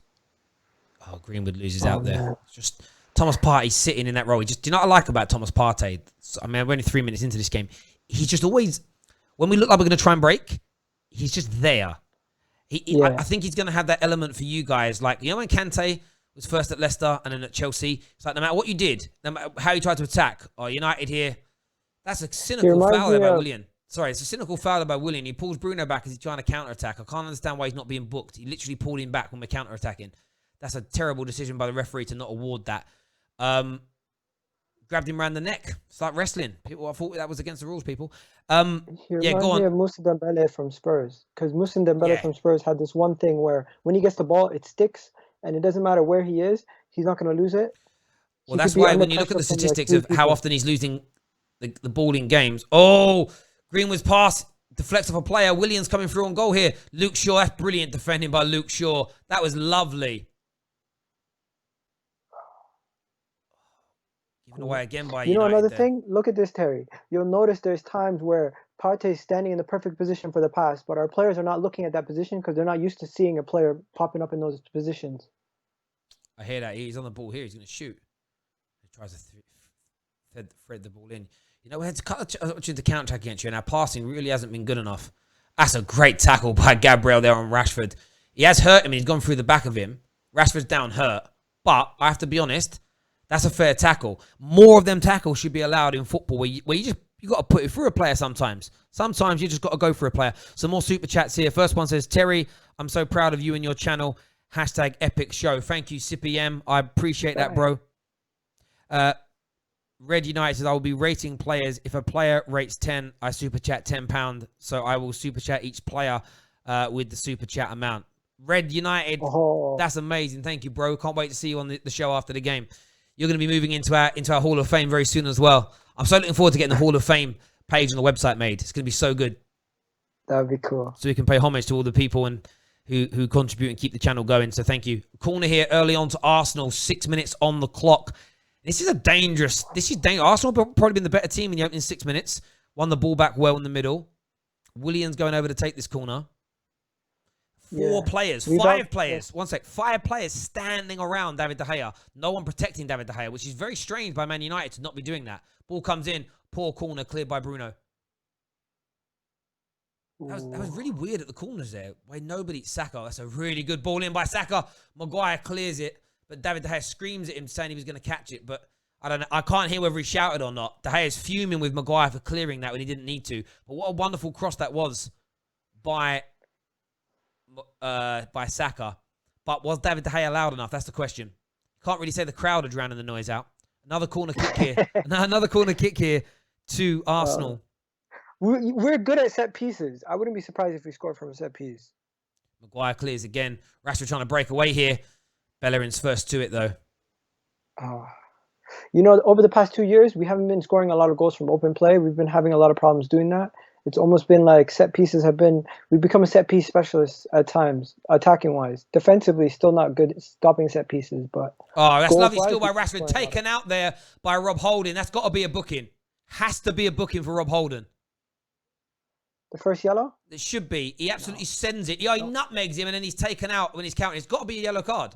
I haven't seen whether they're doing it yet. If they don't book him for this, it's a disgrace. It means Holding's got another one of those cynical fouls inside his Arsenal for the game. Did he get booked? I hate when I can't hear the commentary. Did they not book him for that? That annoys me. It's 2 cynical fouls from Arsenal when we've been on the counter-attack, no booking. The reason it annoys me is they can do it again still and only get a booking. If you get booked, it's just so frustrating that referees don't book players early for cynical fouls. It's a disgrace. It's Mike Dean. The game's going to be about him. There might be a controversial decision. Don't be surprised. All referees do that. It's a typical thing. They try not to give a booking out in the opening 10 minutes, which I always find weird. Just book people if it's a bookable bloody offence. Greenwood here finds Rashi on the left-hand side. Pogba's offside. So annoying. I can't understand how he didn't book him. He absolutely nutsed him, embarrassed him, and then he just stepped in front and barged him out of the way. You know, the funny thing is that it's not funny, but that was the same two people the day Rob Holding got injured. Yeah. I just It get was annoyed. I just get annoyed same at thing. refereeing like that. And for both, it's not even when it's my team. What it enables Holding to now do is have another cynical foul up his sleeve and not get sent off. You know what? I'm just Terry. I'm just happy Holding playing over Mustafi. No, I hear you I, on that. I hear you on that. like I don't want to call him a scapegoat for the last game, but his positioning was horrendous against that goal for Vardy last game, and It was, especially with a Rashford yeah, it was mad. coming You down know, that. when as soon as Vardy came on, it was almost it was psychological. The difference in Arsenal's performance to Leicester's, it was like it triggered Leicester into life. Where with Arsenal, it was like, oh no, it was weird. Just reminded me. Do you ever watch like WWE or WWF when you were a Yeah, kid? yeah. You know, like sometimes you'd have a group out there and they'd be like beating up another couple of guys, and then one of their friends would come out who's like one of the main big wrestlers, and they'd all run away. That's what Yeah. Arsenal are like. He's like Vardy came on, his entrance music came on, and Arsenal were like, no, they ran out the ring, ran into the stadium, hide in. That's lovely by Scotty Mack. Great tackle there. Wins the ball off Saka well. He's in the box. The cross is not good enough though. What's your time? Because I got my phone out and it's Oh, Fred. 9:8. I'm on 9:40. Just before, Thomas Partey. That's lovely through the legs of Fred. Arsenal on the counter attack here. Here is Pierre-Emerick Aubameyang on the left hand side. He's cutting in onto his right foot. He feeds it in. Lovely. Arsenal are in. Saka. It's well blocked in the end. It was a good football there by Arsenal. Good movement. Good play. Oh my God, I hate this. All stemmed from a really poor cross there from Scott McTominay. You know what? It's not as clear cut as the City chance, but any chances we get, we have to bury them. Oh my God.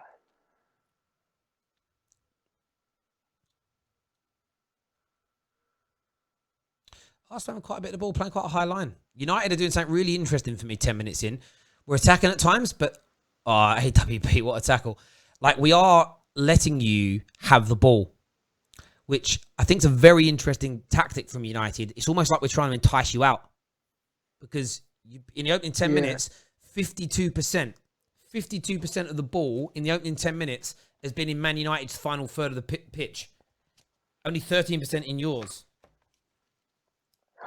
Oh, I'm just seeing that chance now. Saka. He didn't really have a sniff. It was already there was too many Great people cross. around him. Oh, Maguire clears. That's an excellent cross in the corner. Saka shoots, that deflects. Man. It's going to be another cross coming in here from Willian. United under a bit of pressure at the moment. We're out possessing you, but it's still close. Let's Well, be honest. you've It's only like had 50% of the ball. We've had 49%, but it's where you've had the ball. The ball's all been in our final third, so you put the pressure on us.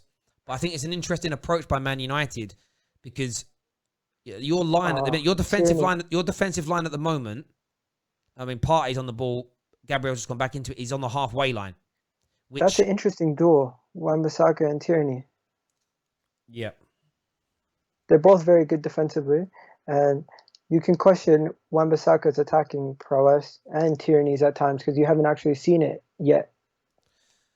But hey, we'll see how it goes. Oh man, Lost the ball again. Arsenal's press every time we win the ball back, and your press on us has been really good in our final third. You're putting us under 12 minutes in. Oh,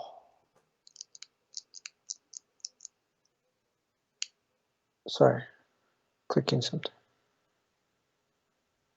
Tierney, Willian. Hit that like button, please, ladies and gentlemen. Make sure you're sharing the stream on your social media platforms as well. Arsenal coming forward again. Just briefly lost there, but Lacazette all over Fred. Referee gives a foul for that one. United have just not been able yet to play past Arsenal. However, is that because we're luring you? This is my view. We're letting you have a lot of the ball. You're putting a lot of pressure on us. You're pushing your defensive line up high. Could that end up costing Arsenal if we play a ball in behind the back with Rashford or Greenwood running onto it? Oh, That's the gamble. What minute are you on? I'm at 12 minutes exactly. Okay, you're a minute behind me now. I thought you were like only 10 seconds. That's a minute. Cool. Because my stream, it's honestly, I don't know what's going on with this app today. Fair enough. Here we go. Yeah, the streams are always behind. Streams are never on time. Yeah, we were talking about this last time. BT1 is way better. Arsenal coming down the right-hand side here. Willian on the ball.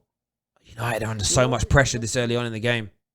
Terry, you know what it is? This is reminds me of what we did first half versus Leicester. First half versus Leicester, we were really good attacking wise, but then second half we went flat. It's the Bellerin's... same with Oh, we Saturday. nearly scored. Bellerin crosses. Aubameyang just misses it at the far post. Good football by Arsenal. Oh, so What close. You're minute is seeing the that? replay again here. Ball's played out well. I don't know if he's offside. Oh, it would have been onside as well. Should have scored really, Aubameyang. Actually, when you see it from that, actually, I've seen it from another angle. That was slightly overhit and not as close to his foot as I thought, but still good play from Arsenal. Unlucky. You'll see it in a minute. Saka has the ball, crosses it. Oh no. Passes it to Partey. Partey redirects it over to Bellerin. Bellerin to Partey. That press from Arsenal, Willian. man.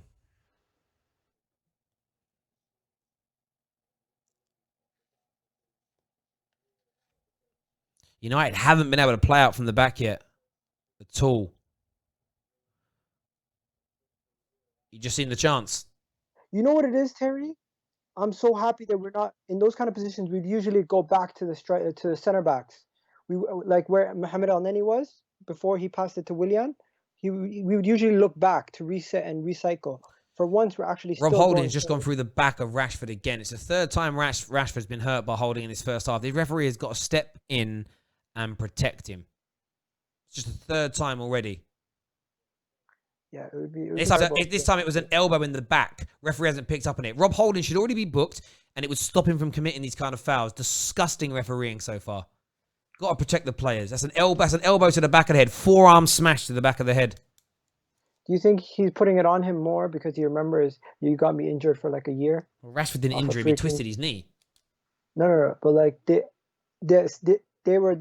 got into an entanglement and then it led to the injury. Maybe, but his forearm smashed him in the back of the head. The referee's got to be picking up on that. VAR's got to look at it.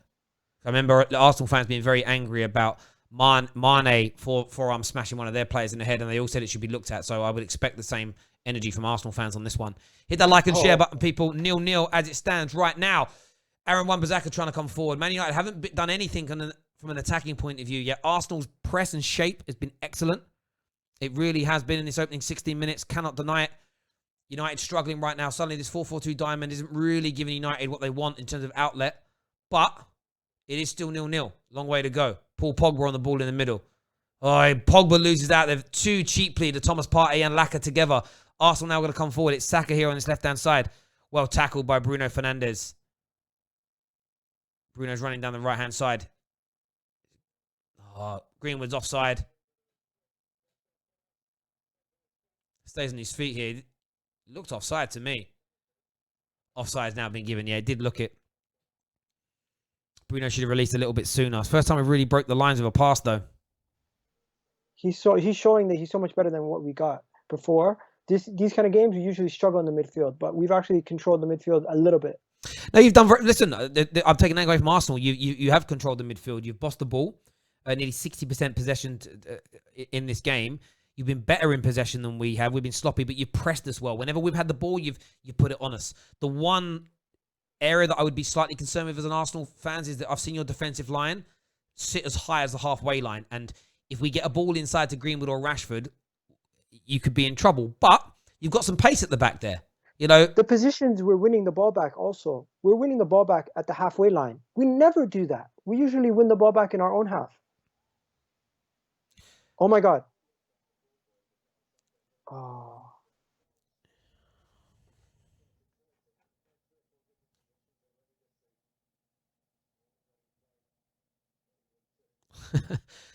Rashford in the mud. United getting ripped is what Matthew here says. Listen, United are definitely being outplayed at the moment. I'm not even going to deny that to you. But it's a game of two halves. Had it. But just goes to show you, Gabriel's a lot more pace than what we had before. He's been a really good signing. Yeah, of really course. Yeah, I mean, when you've got a defender with speed, it always helps. So when you're playing with a higher line like you have done so far in this game, Gabriel's pace is going to be imperative. Because if you have Mustafi, or like years gone by, Per Mertesackers and the like at the back who don't have speed. Even David Luiz, he's not a slouch, but he ain't catching Rashford in a foot race. No. He'll probably get a penalty. Yeah, because they make a last. Saka is a warrior. I would love to see Opta Joe do a statistical breakdown on players that win the penalties and then look at how many, look at the speed of those said players. Lovely football by Man United here. It's McTominay on the right-hand side. Doesn't have any options. Has to go back here to AWB. The way you are hunting the ball down today, Arsenal, I have to say right now, nearly 20 minutes into this game, is impeccable. Absolutely impeccable the way you're hunting the ball down. You're not giving Man United any time or any space to do anything on the ball whatsoever. This will create annoyance in Man United fans, and I'm sure they'll say, but if we had Van der Beek on the pitch, Van der Beek know what it is, Terry? Would be better on the ball. We're playing with a 3, and you're playing with the 2 up top. So no matter what, we always have the numerical advantage when you guys come on the attack. Yeah, but we haven't got the ball to that stage. It's been the midfield area so far because what I'm seeing is you're getting Lacazette's dropping in and pressing, Aubameyang's dropping in and pressing.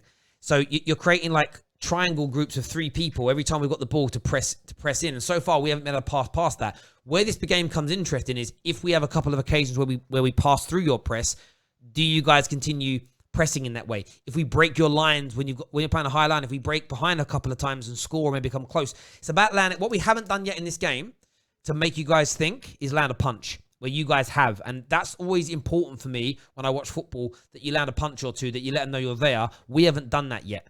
We haven't done it at all 20 minutes into this game. United need to improve dramatically. Do you feel like a lot of your attacks have been coming down your right-hand side? Yes, because there isn't a left-hand side. That's why, because we have 2 fullbacks that are not particularly great at attacking. And so far, your system's working better than ours. Really good cross by Tierney. It's well defended by Luke Shaw. David De Gea picks it up. It's a really good cross there by Tierney. William was trying to come in, but Luke Shaw was equal to it.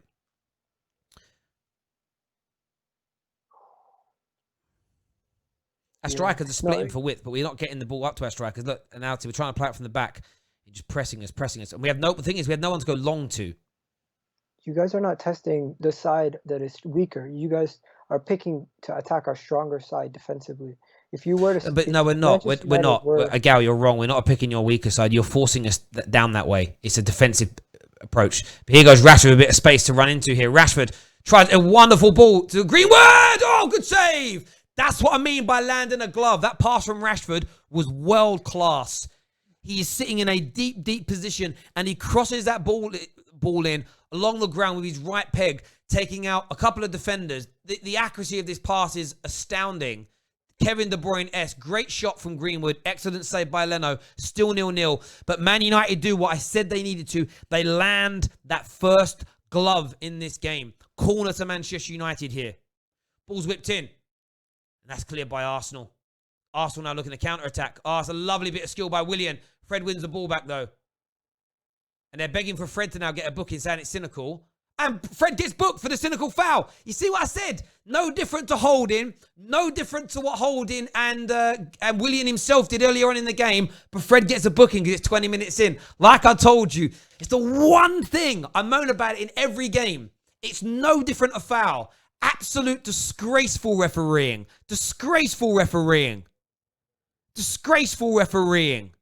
Harry, we switch off when it comes to quick free kicks. That always gets us. Yeah, but I'm just annoyed about the refereeing decision right now, bruv. It's just, I knew it would happen. It is a booking by Fred, no doubt. But you guys have done it twice to us in 10 minutes and not one of your players was booked. It now means Fred can't do it again. It's an absolute atrocious piece of refereeing. And Premier League referees do it every game. Willian did a good job selling it, let's be honest. No, but it's not even about that. It's a booking. Even if he doesn't sell it, it's a booking. You pull someone back or bring them down on a counter-attack when you're behind them, it's an instant yellow card. The problem is, if you do it in the opening 10 minutes, you don't get booked. And I don't understand the logic. I can't understand why you don't get booked for that. Poorly given away by AWB. Saka's here, bursting into the box. How's that a foul? Just used his shoulder. Wow, referee. It's going all the wrong way so far. It's just a barge. It's not a foul. Your pitch of your voice. Absolutely. I've never seen a shoulder barge given as a foul. He goes into him with his shoulder, knocks him over. Referee gives a foul. Disgrace. Disgraceful refereeing. I thought referees were all paid to hate Arsenal fans. Where you at? That's what I mean. Oh, De Gea, what was that? Okay, nah. The thing is, AWB gives the ball away, and all he does is shoulder barge. Shoulder barge is illegal. I'm taking it. They're legal. Of course you are. But when the decision goes against you as an Arsenal fan, don't cry. Don't cry like you all do. Referees never give us anything. They don't give us anything. Bitches. Ball's questioned by Willian. Cleared by Pogba. And cleared out the box. Chin, and when it goes for us, I'm going to take it. Yeah, take it when it goes for you. You guys never take it on the chin. Ball played in here. Oh, good defending. Good cover there by Rashford. Nearly in on the counter-attack. But I think a free kick's actually been given here. Hang on a sec, bro. Hang on a sec. Because something's happening in the game. It's a booking here for an Arsenal player. Arsenal have now been booked for pulling Pogba back on a counter-attack. I'm not sure who it was. Rob Holding. See, it was Rob Holding booked for pulling Paul Pogba back on a counter. He wouldn't have been able to stop our counter-attack then if he was rightfully booked earlier. See what I mean? He should have a red right now. He should be on a red card. 100% on a red card. But that's what I mean. In those opening 10 minutes, you get away with it. It's annoying. So annoying. But there's a long way to go now for Rob. I told you. Was that Rob that did it? Or was it Rob Holding? Elneny? That's Rob Holding. Saw the hairline. Oh, what a touch by Bruno. Oh, he's offside. I'm so annoyed by that. And by the way, watch my live streams if it's Man City Liverpool and watch me moan about the same thing. It's not a Man United Arsenal thing. It's not a Man United thing. It's just like someone goes, this guy is so biased. I'm not biased. If you watch my show enough, if you're a regular on my show, you see I get annoyed about that. It's not a rule or a law. It's what referees decide to do. It's disgraceful. You give a particular team an advantage.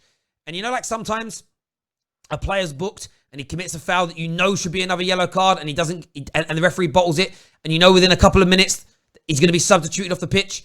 That's another one that gets to me.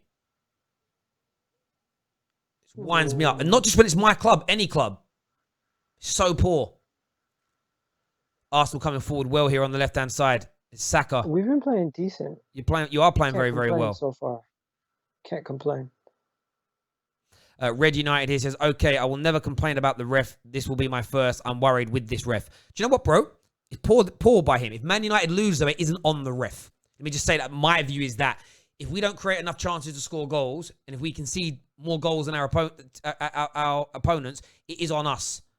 However, that's just something that irks me about referees. I want the rationale. Oh, lovely turn there by Rashford. He's pulled to the ground by Gabriel this time. He's now being booked. Rightfully so, referee. At least he's starting to protect us now. Maybe he heard me. Maybe he's got my stream in his ear. Well done. Because Rashford and Greenwood have turned your defenders 3 or 4 times, and every time we've done it, you pulled us down. This changes the game. Because your centre-backs now can't grab hold of us when we're turning them. Because Pogba's through. You know what? Pogba was through on goal there. Because you've got a high line. We're turning your high line around now. I would trust Gabriel and Holding with the yellow than I would David. No. I trust them not to get sent off again, but they can't pull us back. They can't. It's a great cross by Luke Shaw. It's just, I like to see the players get booked when they deserve it. He's definitely taking more control of the game right now. He's got it. Once he booked Fred, you open the floodgates, really. Can't really complain on that. Bruno is just literally being marshaled by... Partey just got nutmegged by Bruno. The 1-2 didn't quite come off. Seriously. Partey loses the ball, the edge of the box. It's poor by Partey. Partey's been amazing so far. I'm not complaining. He just got nutmegged and he gave the ball away on the edge of your box. But apart from that, he has been good. I'm not lying. You'll see it in a minute. He gets nutmegged. I know. But I like how you see it from your perspective. He's been good, but he just got nutmegged and he just gave the ball away. You haven't seen that yet behind me. Rashford here. Bruno went for the 1-2. Rashford didn't. United putting the pressure here on Arsenal. Bellerin looks to switch it into the middle. Poor ball by Bellerin. Fred finds Greenwood. It's a good tackle by Gabriel. That had to be right as well by Gabriel because he went in from behind. If he misses the ball, we could have been in trouble. Here's Saka on the left-hand side. Do you find it, the cards always come out after like the 20-minute mark? They usually they swallow it until then. Yeah, which I don't like. I think if you commit a yellow card or a red card offence in its opening 30 seconds, you should get the booking of the red card for it. I don't get... Aubameyang's going to shoot from distance here. Well closed down.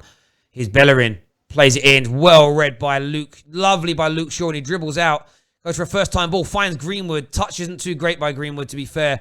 Being hunted down there by Gabriel. Gabriel couldn't make the tackle, though, because he was from behind. It's good football. Well played by Luke Shaw. 28 minutes on the clock here. It's an intriguing game. There's been 2 shots in the match, the whole game, 1 for each side. It's been a battle for the midfield. Reminds me a little bit of Man United Chelsea from last week. Neither team really overly committing to the attacks yet. Oh, Bruno taken out from behind terribly there by Pierre-Emerick Aubameyang. Disgusting foul. Disgusting foul. Slide tackle from behind. Definite yellow card, ref. We're being so direct. I love it. Why are you not booking him, ref? How can he slide tackle him from behind and you not book him? That's a madness, ref. You know what that is? That's the best players getting away with one.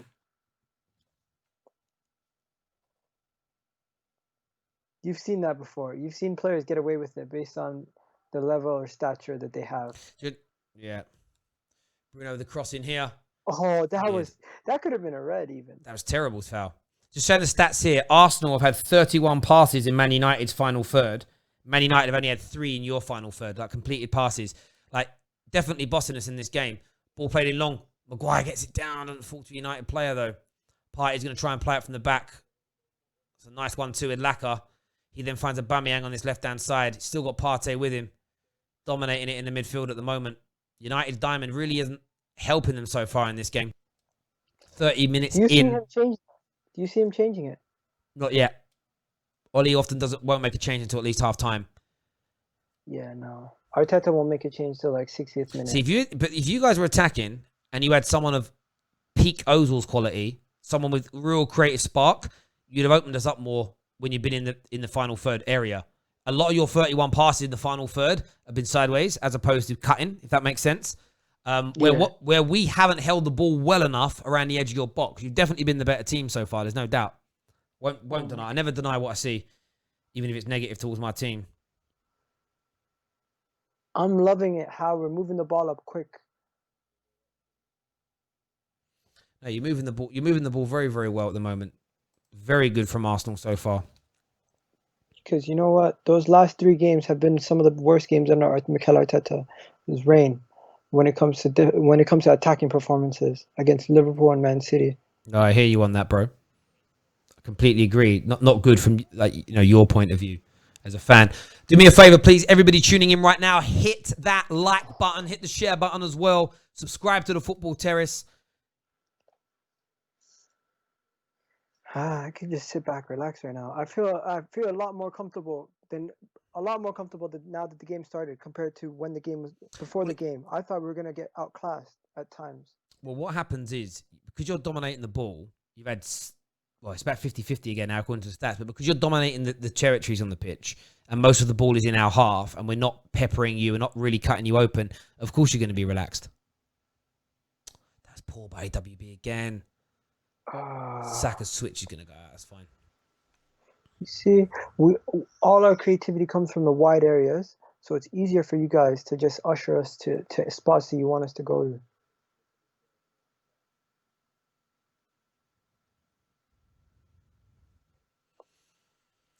A lot of pressure on our goalie again. And then he's getting feisty. Yeah. We need some more rudeness in our team, man. Everyone can't just be nice and like saying hi to each other before the game. Kicks it right out of play. I was just bigging you up. What are you doing? Oh my god. So yeah, the one guy I would say you should be scared of if he comes on is Pepe, because Pepe, with the players tired, he could cause a lot of problems. Like, I respect Pepe. Like I wouldn't, like, scared is the wrong word, but I respect him. It's lovely football there by Partey, who's fouled there by Fred. Referee's played advantage. He's brought it back now. Ooh.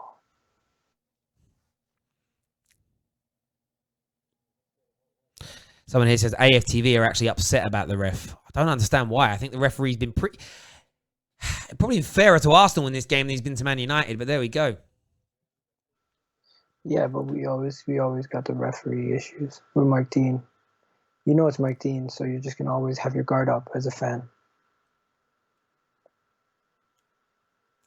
Ball's gone long here by Arsenal. Oh, what are you doing? Oh, I just seen that. That was shaky. Oh yeah, I keep forgetting you're behind me.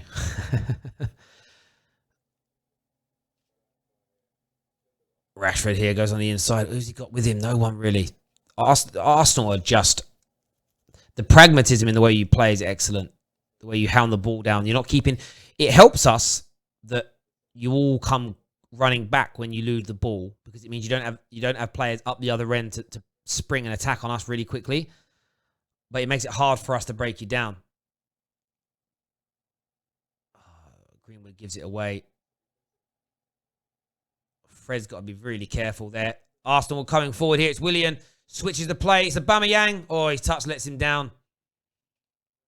Fred's got to be careful. Fred's very close to getting a red card. That was a booking, in my opinion. There's a booking foul there by Fred. He won't get a second yellow for that. But he's got to be very, very careful. Ooh. Actually, I said a bad touch by Aubameyang. You see in the replay that actually Lindelof just took it away from Aubameyang there. Let me ask you this though: do you think the situation that happened against Spurs, where you guys lost that big, could you guys start capitulating and concede that many goals if you guys went down to 10 men again against any other team? Don't know. I would say it's always possible, but it was also abnormal. It was just sometimes you get those games. Well, even with Tottenham on that day, like it just felt like every shot nearly went in. It's like when Liverpool got beat 7-2. You know, there was three. I think 3 of their goals were big deflections. Sometimes you just have those. I remember when I watched Tottenham beat Wigan like 7-0 or something like that. I can't remember if Wigan scored. We did it to Blackburn once, where I think we scored 9. I want to say 8, maybe 9 goals. Berbatov got a hat trick or 4. It was just one of those weird games where you're like, I've actually seen us play better football, but then the chances not go in or goalies pull off worldy saves. Sometimes you just get the luck that's required. There's another good... Saka and Willian have looked good so far.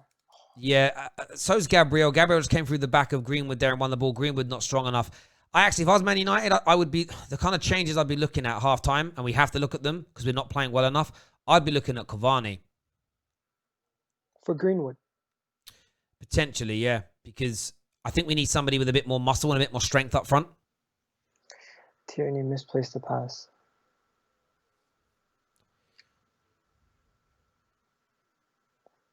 The thing is, we're actually half pressing you. We're not fully pressing you, if you know what I mean. We're not fully putting all the pressure on the defense. We're putting more of the pressure on the midfield and just dropping back. Oh, Willian's got an opportunity here. Bellerin's on the outside. Opportunity for Arsenal to score. It's dinked in. AWB misses the header. Oh, Lacazette completely misses his shot. He missed it. He kicks the air. Should have scored. Should have been 1-0 to Arsenal. El Nenny's coming forward here. Another opportunity. Saka plays it through the middle. Oh, Lacazette has missed an absolute sitter. An absolute sitter for Arsenal. Absolute sitter. It's played back. All he had to do was connect and it was a goal, and he misses the ball completely. Lacazette with an awful miss. Very reminiscent of what he did against Leicester. Just missed an... This is what I mean. If those chances would fall to Aubameyang, you know he's burying it. It's just, it constantly keeps happening. Arteta, come on. Oh my God. And Aubameyang's the one that... Oh, you can't do that. You're a striker. You know what? It's unfair that it's like we keep comparing him to other people. That's who he is. This is who he is. He's a guy. You have to give him a lot of chances to score. He's not clinical. So far today, the 4-4-2 shape. It's Man United's shape rather than our play, for my opinion. We just don't have the right players in the right areas. Have you seen? I'm still shocked. Actually, I want to see a replay of that again. I think Lindelof actually gets a touch to take it away from Lacazette. He does. Lindelof, actually, that was good defending by Lindelof. Take that away from Lacazette. He couldn't help that. Lindelof took it off his foot. So I take back my criticism. It looked like he miskicked it, though. No, he didn't. Lacazette would have... Oh, he wins the ball back well there. Aubameyang's in.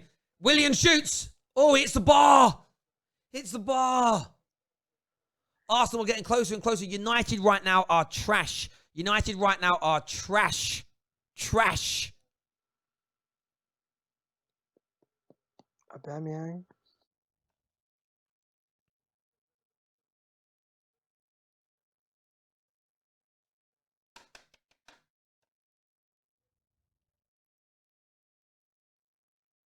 This 4-4-2 diamond for Man United is not working. It's not working. Pogba's in his favoured position, not working. United have got to look at making a change here. Bellerin's going forward. Fred wins the ball back well in the middle. The fight from Arsenal is so good. That's lovely there by Bruno and Pogba.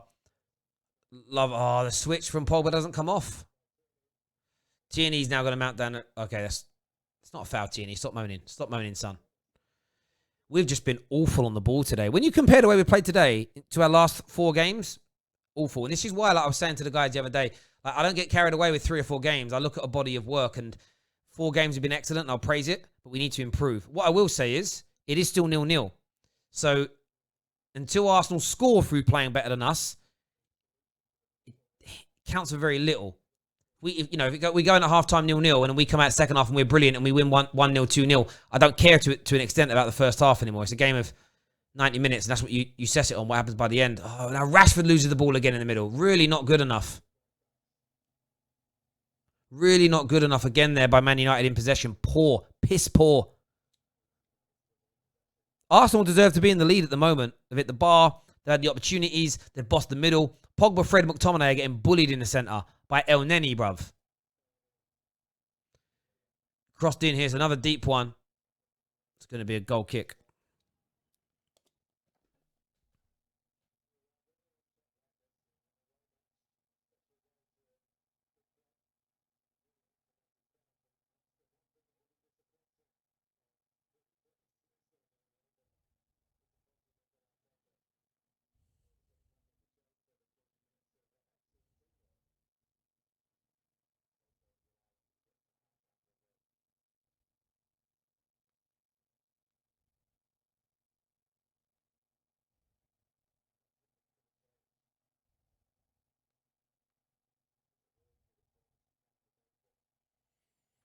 I think United need to look at some subs.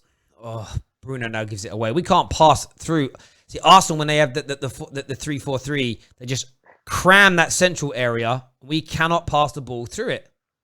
So what we need to do is make a change to work on our shape. So we've got players in different positions. At the moment, just isn't working. Arsenal have got our number right now. Would you subtract a midfielder to bring in Cavani, or no? Well, potentially. Depends on the shape. I'd go 4-2-3-1 against you. Do you feel like you guys have had a sniff besides that Greenwood chance? No. I know that. Like I said, you deserve to be leading. You've bossed us. Can't be denied. No. I'm loving this right now. But you never know. The game could turn in a second. That PSG, what was it? The Leipzig game. You guys scored all those goals in the second half, right? Yeah, I got 1 in the first and all the rest came in the second, yeah. So it just goes to show you a few minutes of brilliance can go crazy. Yeah, of course it can. And as I say, you guys have... It's a lovely ball by Fred. Beats everybody. Oh, hang on. Rashford here. Oh, it's offside. Offside being given again. Or is he saying handball against him? Just nothing's come off for us so far either. Like, Arsenal deserve a lot of credit for that, the way they've hounded the ball down, the way they've won the ball back. Oh. And I would say Fred, Pogba, and Rashford, I think have been really, really poor in my opinion as well. Really, really poor. Bruno as well. Who would you say is your best player so far? Shaw, Maguire, Lindelof. Those 3 I'd probably give it to. I was going to say Wan-Bissaka because he stopped a lot of the attacks from that. Yeah, Wan-Bissaka's done well. I mean, I wouldn't say any of them have really been that good. Like, I wouldn't praise... I would give no player in this Man United team a higher score than 5 for this first half performance in the individual roles. We've been easily pressured off the ball. We've not created. We haven't won the ball off you enough. You guys, it's like you want it more as well. Like, you guys appear to have a lot more hunger out there today than us. I'm absolutely loving this. And you know, Willian showed up today. I got to give it up to him. Willian's showing up so far. Amazing first half so far from Willian. Even though we haven't created too many chances, like as we clear-cut chances to score, but hey, it's a lot better than our last couple performances. I was expecting the worst. I was expecting a draw, Oh, and great now cross in I'm there. expecting Saka it. then steps up. He heads the ball. Saka should have scored as well. It should be 1-0 Arsenal. Saka with a really poor miss there from the headed chance. Good cross into the box from Bellerin. Just in between the two defenders. Just poor. But Aaron Wan-Bissaka standing still, not having a good game. But Saka should be scoring. Should be Wow. scoring that at this level. Should be scoring it. Terrible miss, but even worse defending by Man United. How it's still Once 0-0 again, is beyond me. Ollie's got to make some changes at half-time. The 4-4-2 diamond is not working in this game. Arsenal's system, and sometimes it's just one club's system can outdo another system. We need to make a change, though, because we play like this in the second half, and you reciprocate. We can't keep getting away with these opportunities. We will concede at some point. So a change has got to be made. Personnel as well. I think Donny's got to come on. I think Cavani's got to come on. Let's get those substitutions done early, Ollie. Let's just keep ourselves at 0-0 before half-time. See what happens there? Rashford brings the ball in deep, and he looks to play the ball to either Pogba or McTominay, and there's just 3 or 4 Arsenal players there. He's got nowhere to go. Has to go backwards. The way you've blocked big out the up space has to been amazing. big up to Willian and Pogba Bellerin. given no time to work. United are trying to come forward here, but I have no confidence that we can break your lines here. I mean, every single Arsenal player is behind the ball. This is what I mean by the pragmatism. Like, we're in your half, and all 11 of your players are behind the ball. We can't break it down. So that high line you were playing earlier on in the game has stopped, and then there you go. See, Pogba tries to play a ball in behind, and Greenwood falls over and it's lost. But you literally got every single player behind the ball, but it's working for you. And this is what I mean. In the big games, it's literally half-time. No time added on. There we go. Half-time, people. Get your views in, get your opinions in. I mean, how impressed have you been with your lads in that first half, Miguel? Oh man, there's been a level of unpredictability. We have not everything hasn't just been coming from one side of that attack. It's been coming. We've been mixing it up. A lot of our attack has actually been coming from the right hand side, which is a good surprise to see. We haven't seen that a lot from the beginning of the season till now. And you know what? I'm going into this first half, going to the second half with a lot of confidence. We should be up a goal right now. We hit the crossbar. Saka had a good chance. Aubameyang had a near chance. I'm happy so far. We just need to get a goal and then suck up the pressure, and hopefully we can win this game. Yeah, I mean, if you're as good, I mean, you've been good in the press, you've been good at winning the ball back, you've been excellent at drop. What I've been impressed with Arsenal, and again, this is the new Arsenal under Mikel Arteta. When you lose the ball, you're doing what Chelsea did to us last week. Everybody's getting back behind the ball. You're giving us no space to work with.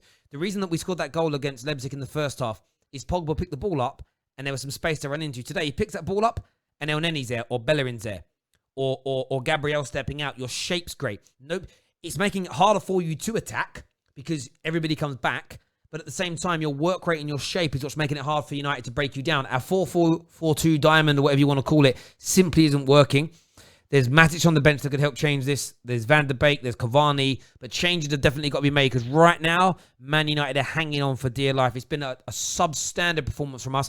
And if Arsenal had better creators and attackers, more informed creators and attackers, you'd be leading 2 or 3-0 by now. There's no doubt about it whatsoever. Someone here says Terry's complaining about Arsenal being behind the ball. I'm not complaining. I haven't complained. I haven't said they shouldn't be doing it. It's not fair. What I'm saying is it's been brilliant. Let me phrase this again so you can all hear me. What Arsenal have done that's been brilliant is when they lose possession, they get all 11 men behind the ball to nullify the space. It's praising them for their brilliant work ethic and their brilliant work rate and their astonishingly good shape in that first half. Rastaman, it is a compliment. It is a compliment. Only a compliment. Nothing but a compliment. You silly, silly man. Oh man, do you have any encouraging signs for the second half? Because I have a lot, obviously. Going to Old Trafford first half, that was a really good first half for us. We didn't score a goal, but I've seen a lot of things from my team today that I didn't see the past couple games, which I can go into the next second half and be very happy about. So someone here says, Terry, you said you were going to smash Arsenal. I said, no, I wanted to. And I think that we have the ability and we have the players to cut Arsenal open, but we haven't played past their press. And some of that's been our mistakes, but then you've got to give credit to your opponents for upping their game. If Arsenal were performing against us, how they did against the likes of Leicester, how they did against City, it'd be a very different game altogether. But it is still 0-0, and this is where Arsenal fans have got to have a slight level of concern. Man United really can't get any worse. So if we improve in that second half and you don't, that's where it could be really, really interesting. MDS here with a super chat says, Arsenal's good shape and attack, but 0 shots on target. I mean, that's true. I mean, the Arsenal's attempts haven't been particularly great. I'd like to hear from you guys in the comments. What changes would you make to the Man United team? What changes would you make to the Arsenal team? Would you make any changes, Gal? As of right now, I wouldn't make a change. I think I'd wait until the 60th minute mark to see if Willian gets tired to sub him off, or possibly put Aubameyang central and bring Pepe on for Lacazette and move Willian to the left. Yeah. At some point, this game's got to open up. At some stage in this game, a team's got to start taking more risks. Either you're going to have to keep more men forward or attack us more, or Man United are going to have to, as you say, commit another man or two forward to help with the press that you guys are putting on. So it's going to be for me, it's going to be a really interesting second half to see how that kind of pans out and turns out. Comment here says, Reece Nelson. I'm gonna hop out quick. Yeah, go for it, mate. All right, mate. I'll see you in a few moments.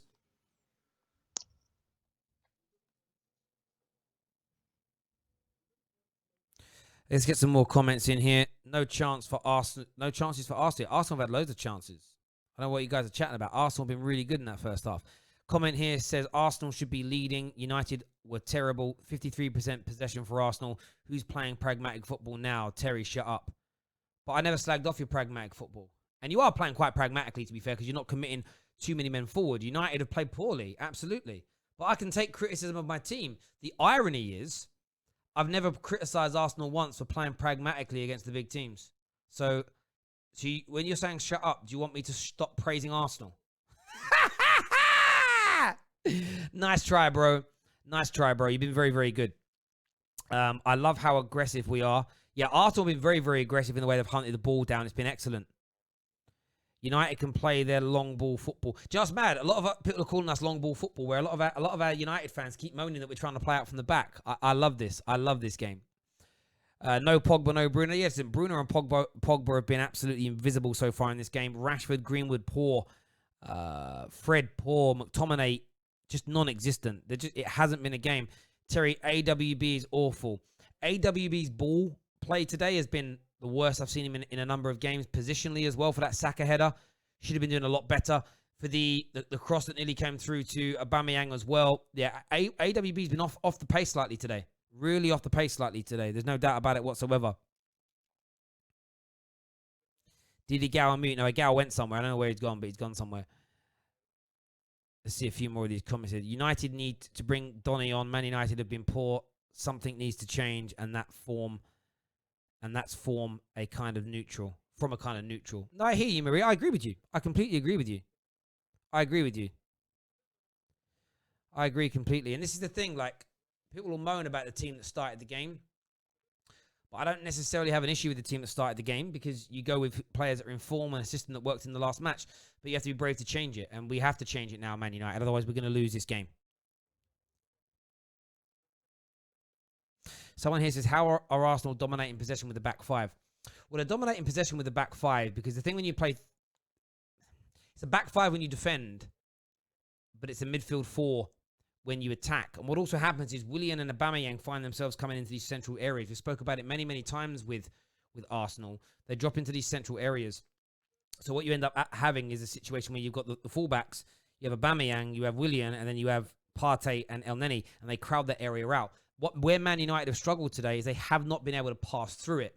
Arsenal have been too dogged, too aggressive, too good, and have won the ball back. If you pass past it, you then have lots of holes and space to run into. United haven't had the ability to do that yet. We've got the ability, but we haven't had the application to get it done. And on top of that, you're in this sort of situation whereby I want to make sure I say this in the right way. I want to be respectful and pay homage here to Arsenal. They're getting a lot of their players behind the ball when they lose possession.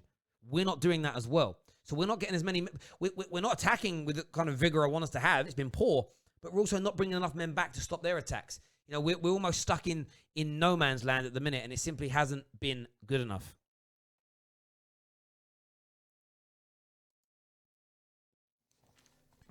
Simply hasn't been good enough. Someone here says, I told you no point getting gassed over that 5-0 win. I knew our players would drop. Listen, just because I can get gassed over a 5-0 win, I'll get gassed over every 5-0 win we have today, tomorrow, next week. It's never going to change, bro. You've got to understand that not every game you're going to be brilliant. Not every game you're going to be tip-top. It doesn't mean you don't celebrate a 5-0 when it happens. And from my point of view, there was no getting gassed. I didn't say we're going to, that's it, we're back, and we have a laugh and a joke. But as you said, you take each game as it comes still. But listen, it's 0-0. And for as bad as we've been, we're in this game still. And Arsenal fans all said the same thing when they were playing Liverpool. You know, although they were the second best team, they were in it up until the closing minutes. We just need to be better. And the thing is, with United, we know we can play better than this. This is one of the worst first half performances I've seen from us as a football club. There's no doubt. Yeah. You know what? Safe to say we could do better in the box. We haven't been clinical enough. We've had chances. We should bury some of those chances that we had.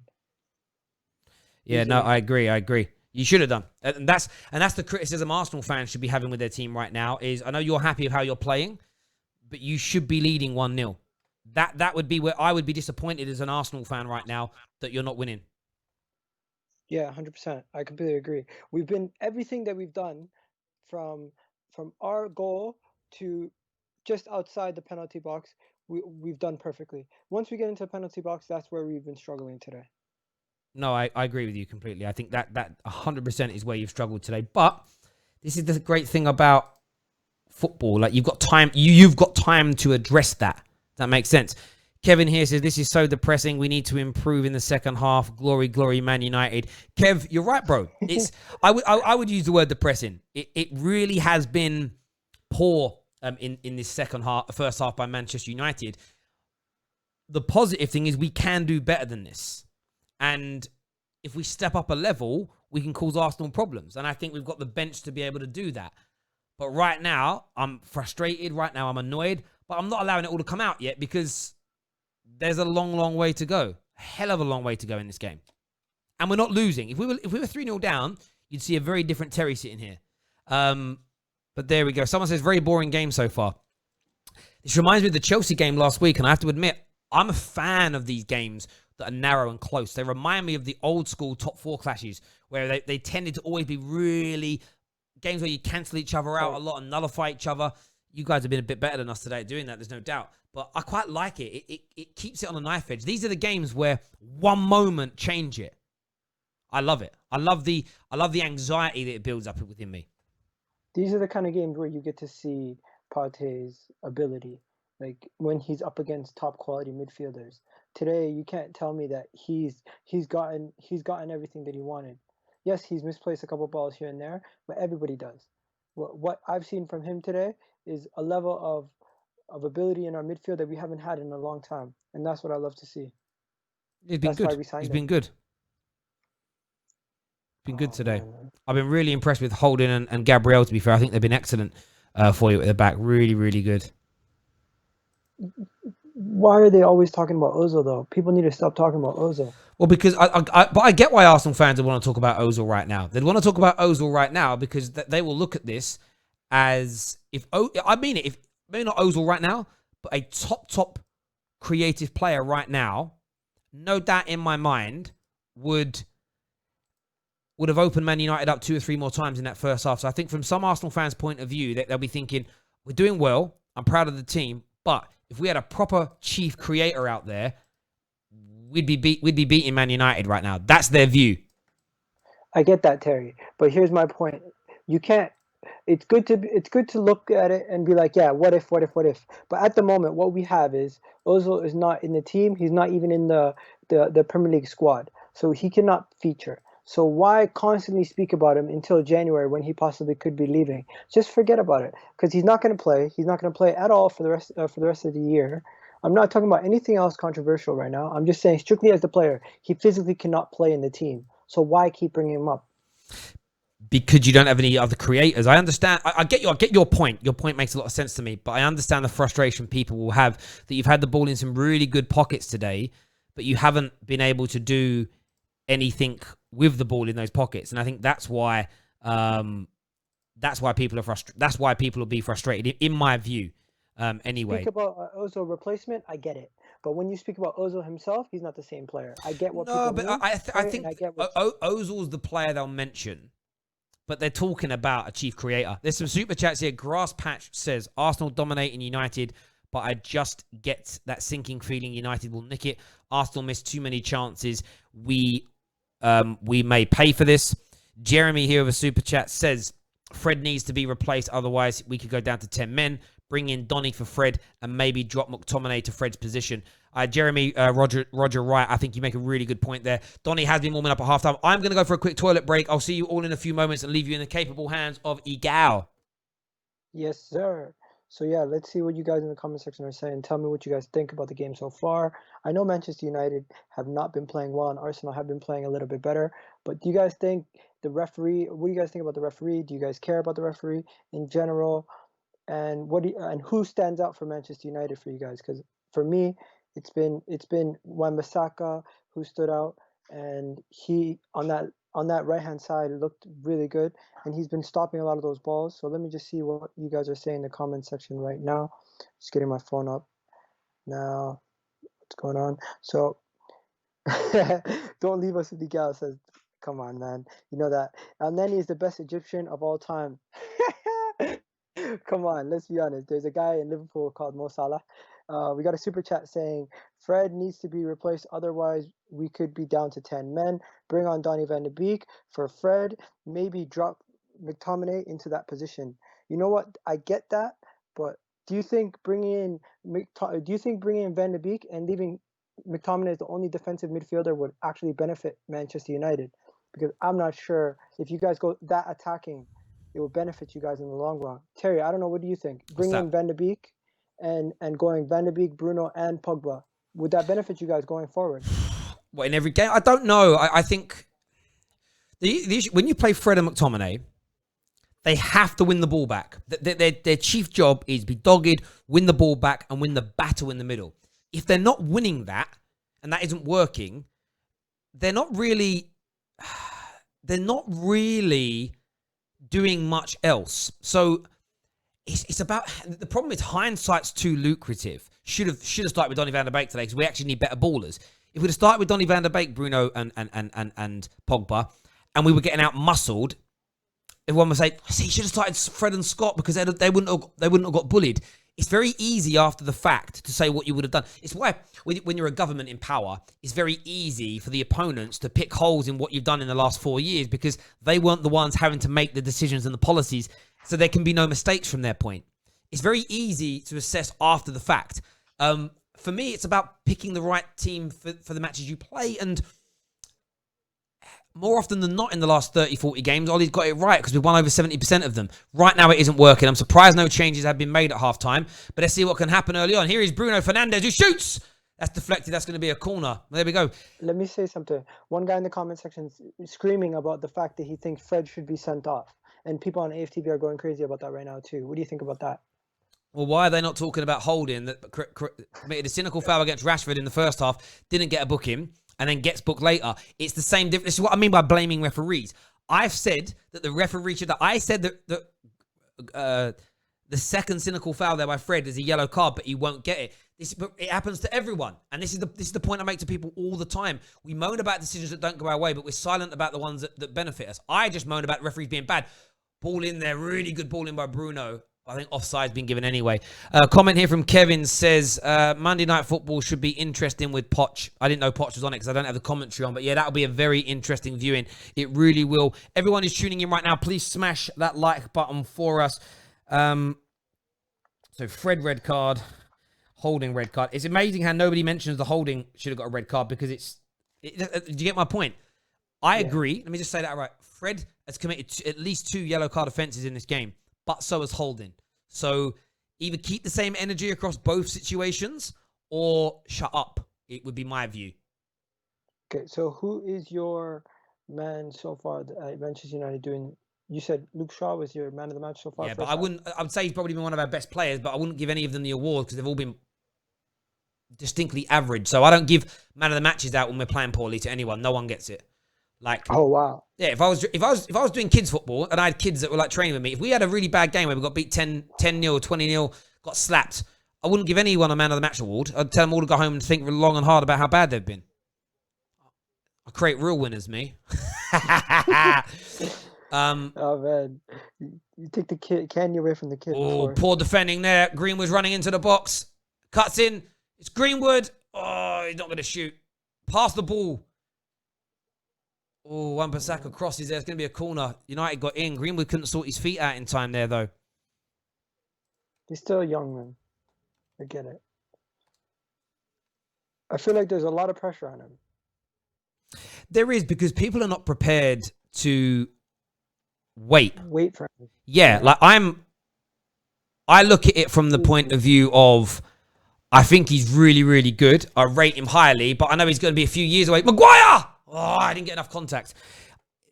It's going to be a good few years until he's ready to be a consistent starter, playing regularly, and sort of dominating Premier League games week in, week out. It just takes time. I think some people get too sort of caught up on the fact that do you get what I mean? Oh, he needs to be winning games now. He needs to be the man right now. He needs to be dominating every game right now. I think that's mad. Yeah. I think that's a legitimately mad way of looking at the game. Here goes Scott McTominay. Oh my God. Into Rashford. United have started the second half pretty well. I think they've had a change of shape, though. That could have been an own goal. That could have been an own goal. I think United have gone 4. I think Man United have gone 4-2-3-1 in this second half by looking at the shape. And already we've had more of the ball. I think. Okay, so who's the double pivot? I don't know yet. I need to look at the shape when we're not on the ball. I think it's Fred and McTominay in a double pivot. Pogba looks like he's pulled out to this left-hand side of the attack. Rashford central. Bruno central. So it looks like we have changed our shape slightly. It's only a slight variation to what we were doing, but there's more width across our line to try and spread your three centre-backs and try and keep Tierney from joining your attack. Yeah. Not good enough again. It's a nice play by Saka. Oh, man, this is what happens, Terry. It's a missed opportunity. The first half, you play well, but you don't score. This exact same thing happened to us against Leicester. And you know what? When you guys bring Cavani on, we're going to be shaking it. I hear you. But so far I'm happy because all I could see before the game was the energy from like the guys like Daniel saying we're gonna lose 4 or 5-0. Like I knew that was not gonna happen. I knew this was gonna be a cage. No, I get that. And like, listen, if you go back to what I actually said, for me it was like I'm desperate to score 3 or 4 goals past you because I want my team to be the ones to try and stop your really good defensive record. But we all know it was gonna be high. That's a handball by Rob Holding. Oh, but foul's been given against Paul Pogba for holding. For holding. That's a tongue twister. Yeah. Oh, man. You know what? Big up to Rashford, though, for everything he's done with the kids and everything. He's a star off the pitch and on the pitch. And it's respected by every club and every fan base. I'll say that much. Yeah, I mean, he's done some great stuff. There's no doubt about that. Oh, good. It's better pressing by United now in this second half. Yeah, I feel we definitely changed that shape. Oh, referee got in the way there. Thank God. So is Pogba like a left winger? Or is Bruno sort of, yeah. It looks like that. I mean, who scored haven't updated their formation yet. But this is the thing. A 4-3-3 is... A 4-4-2 diamond could also be looked at as a 4-3-3 because you can play with a flat 3 and then Bruno just in front. The problem is, this is the thing, fans get too hell-bent on formations because of football games. They should be more fluid. We should be much more fluid. Yeah, Greenwood's definitely not playing as a striker right now. United definitely changed their shape slightly. Arsenal coming forward here, 51 minutes on the clock. I get the comparison between Foden, Greenwood, and Saka, but to me, I just say... enjoy them. They're all young players, up-and-coming players. Enjoy them. Yeah. And today, Saka has been class. Greenwood has still not gotten a chance. I'm not comparing them, but I'm just saying enjoy them. This is the thing, and they all have different abilities and different levels to their game and what they're really good at. And like Greenwood's got one of the hardest jobs to be, you know, as a young player, like a striker, because it's such a difficult job. The same as, Fred's messed up there. Fred's lost it. Arsenal are through. Here's Aubameyang, going to be 1-0. Oh, wide by Aubameyang. Fred's got to come off. Playing awfully. Ollie, get him off the pitch. It should be 1-0 to Arsenal. He's under no pressure here whatsoever, Fred. So he just so poor. Maguire does well not to... Lindelof does well just to kind of steady up there to stop Aubameyang from taking a touch. You can tell Aubameyang... Oh, that should be a corner, actually. It actually hit the backside of Lindelof. I'm not sure if a corner's been given because I don't have any sound on. Corner wasn't given. It's, again, a good block by Lindelof, but good positional sense from him. Terrible there. He gave it right to Lacazette. It wasn't even like he gave it. It was worse than giving him the ball. It was worse than giving him the ball. He didn't anticipate the header back from Rashford. He's off the pace today, Fred. Must come off. It's 3 or 4 times he's given the ball away in dangerous positions, and that's Fred's only weakness. Oh, you guys are so lucky. That was literally... De Gea would have saved it if it was on target. Look at the way you've got back again here. We're in the attack, right? And you've just got all your players at the edge of your box. Even Lacazette and Aubameyang at the edge of your box. It's mad. It's crazy. Why did they not give us a corner for that? Because the referee didn't see it. So silly. This is crazy. Like, we're attacking you right now. Every single Arsenal player is at the edge of your box. It's amazing from Arsenal. Because it's hard for anybody to break you down. Let alone Man United who struggle against low... This is beyond low block when you're not on the ball. You want to know something though? Aubameyang is... You notice Aubameyang's not on the wing. He's more central now. No, he's central right now because you're not in possession. Like I told you, your wide players come into the central midfield areas when you lose the ball. Yeah. There's no doubt about that.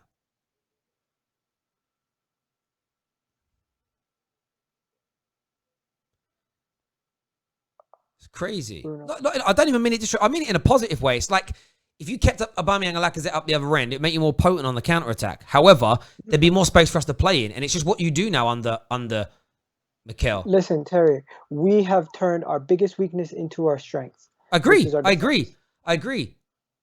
That's nice though, bud. And anyone who does not like that, Terry, guess what? It's a culture change, and people don't like culture changes. We're undergoing a culture change. You've always said we are too open and we get beat too easily by the big teams. Now we're making it tough to get beat by these big teams. Yep. And people don't like the fact that the culture has changed. Get used to it, fans. The culture has changed at Arsenal. I agree. Arteta's making a culture change.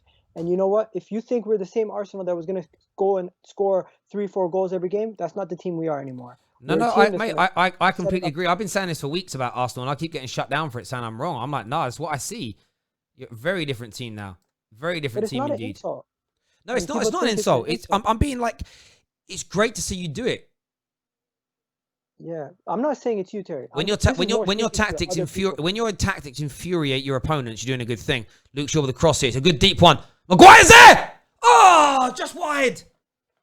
Oh.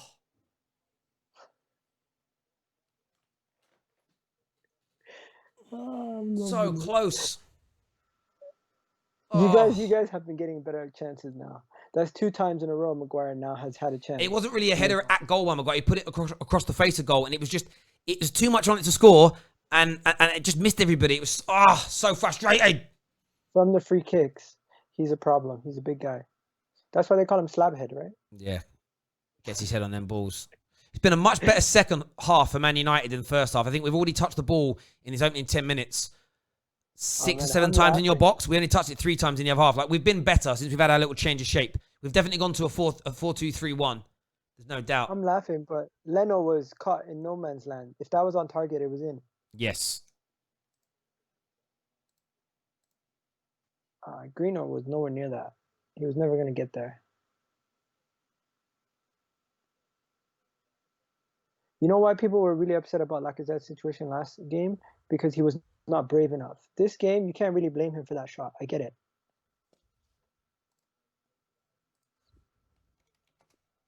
You see how, like, Rashford would throw himself at a chance and almost injure himself? Lacazette wouldn't do that. It's almost like he's protecting himself from getting injured. Someone said to me, Terry, if you win playing this poorly, will you criticize us like you criticize yourselves like you criticize Liverpool? Because you said that performance is the most important thing to focus on. And I'm like, depends how we win and what happens in the end, but of course I will. But at the same time, you're forgetting that, you know, like when people listen to you, you think, do they actually listen to what I say? Or do they purposely leave bits out? I said, if a team plays brilliant, very good, brilliant, and then drops a bad performance and wins, You don't focus on it. If you're playing bad every single game and winning, I think there's an issue there. So, yes, I will criticise United's performance, even if we win, if it stays at the level that it's been at, no doubt. But again, don't take my words out of context, people. Are you that much of a little... They're such babies. Oh, I need to be right against Terry because he said this. If you actually listen to what I said, you know I'm a very, very fair man. It's a good ball to Aubameyang slightly over here, actually. Keeps it There's in a difference between playing bad and beating West Ham and playing bad and beating a top 6 team. That's also true. I think for me, it's just more... Again, I go by body of work. Liverpool last season would have 10 brilliant performances to every abject performance that they still won. Where it's reversed this season. So that's why my focus is different on it. But again, people don't want fairness. They just want to be... What they want is they want you to be fair and honest when it comes to the criticism of your own team. And they want you to be overtly biased. Good shot by Partey. Well heard there by De Gea. They want you to be overly praising their club, but overly critical towards your own. Then they think you're fair. If you're just fair, they find it hard because you create cognitive dissonance that damages their brain. It's like, how dare you? No, I don't agree with that. Or don't agree with it then. But don't get your knickers in a twist. Listen, I'm just happy Mike Dean has not been taking over this game. He's letting us play. Yeah, Mike Dean has been equally poor for both teams. He should have sent Fred off and he should have sent Holden off. If each foul was punished within the letter of the law, both teams should be down to 10 men. Both teams should be down to 10 men. What a nice shot by Partey. I didn't know he had that from distance in his locker like that. It's a lot of skill to keep it from going up over the bar from that distance. Rashford fouled again there by Gabriel. Nothing's been given. He's holding his head. Referee hasn't put the ball out though, which is interesting. You guys struggle against low blocks. Do you think you guys can find a way to break us down? I don't know. We do struggle against low blocks.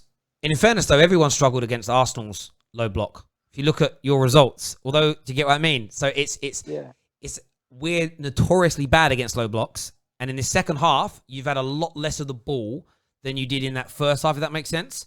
But that's what's making it harder. So there's been a definite change in the team dominating the ball in the second half. I'm actually going to move the meter stick to half time and do it. So in the second half, we've had 55% of the ball.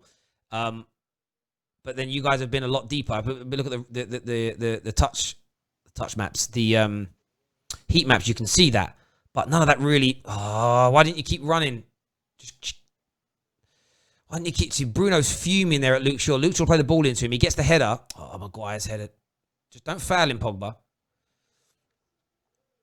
Thomas Partey is an excellent football player. Really is. Saka coming down this left-hand side here. This is the amount of time. This is when he's going to start looking at taking Lacazette off for Pepe, in my opinion. I think that's the change he'll need to make. Or Partey loses the ball, dispossessed there. United, not a good enough pass to Rashford. It telegraphed that one, Fred. That's where we've been poor today. Our passes from our midfielders into our attackers have been... Every ball is like what I call a suicide pass, where our attacker, if he goes for it, it's going to get hurt. Even though you guys are playing this diamond, we haven't been able to utilize the wings as much as I thought we would be, because I thought we were going to continuously attack you with the wings. But this second half, you're not even really attacking, if I'm being honest with you, mate. If you look like possession-wise, we're getting towards 60% of the ball in this second half. Like, we've pinned you back, which we didn't do in the first half, which means you guys have clearly made a concerted effort to not attack as much in the second half, which I don't quite get, because you were making inroads in the first... Do you get where I'm coming from? Yeah. The amount of inroads you made in that first half, Partey taking the ball off Pogba there brilliantly. You really had us under the cosh in the first half. Oh, Pogba snatches it off Partey. Go on, Pogba. And then Partey snatches it back off Pogba. Jesus Christ, what's going on? It's a boxing fight. Pogba was just indecisive there. He didn't do one thing or another. He just did step overs and there was nothing else to do. El Neni driving through the middle here. But you see in your attacks here, you're coming forward. You've got like 3 men in the attack. Oh, lovely pass on the inside to Lacazette. Maguire wins the ball. In the first half, you were attacking with, I said in the preview, 3 or 4 players were in the attacks. In the second half, it's 2 or 3 players in the attacks. So you're not causing us as many problems. You're putting more men behind the ball, and you're now letting us have possession. Let me ask you this question. Yeah. Are you frustrated that your manager's changed your tactics to a point where you're now allowing us to have the ball more, and you're sitting deeper, and you're not attacking us with the same numbers as prior? Substitution made, Fred off, Matic on. Are you frustrated with your first 15 minutes of the second half? I, I've had encouraging signs from the first half. I still have to wait and see. It is frustrating at times, but of course he hasn't made a change yet. So once he makes a change, if it doesn't work, that's when I'm gonna start being overly frustrated. Right now, I'm still just content with what's going on. But I can It's still understand. Like you guys might win it on the counter, and Arsenal fans will be happy. But I could understand Arsenal fans being frustrated at full time if this ends 0-0 or United nick it, where they were like, "Hang on." In the first half, we were not peppering the goal with shots. We hit the bar, but we were making the openings. We were getting in behind. We were causing United problems. And in the second half, we haven't pressed with the same intensity. We've had more men sitting behind the ball. United have dominated possession. Why did we make those changes? Why did we make those changes to the way we played? And look, there's still 30 minutes to go plus injury time. It's going to be an interesting second half, but it's a different Arsenal in this second half to what we saw in the first, no doubt. The midfield battle has been beautiful, though. I've been loving this midfield battle. Oh man, Pogba, Partey. It's just been funny to watch. But Yeah, right now, Arteta needs to make the change. If he does not make the change for Pepe in for Lacazette, I don't know what he's really gonna do, because he always waits. I don't want him to wait until the 80th minute to make a substitution like he did against City. That made no sense. I was watching the City game with you. You remember? I was fuming. He didn't make a substitution until like the 80th minute or something. Yeah. It's like, what's going on? By the way, everyone sign up to our newsletter. Please go into our link in the description below and get yourself signed up to that, please, ladies and gentlemen. I mean, the world to us if you could. I think Pogba's had a stinker today as well, by the way. I think he's had an absolute stinker. And I'm always harsher on Pogba's, Bruno's, Rashford's, our better players, because I expect higher level performances. He's just been, I wouldn't say rank.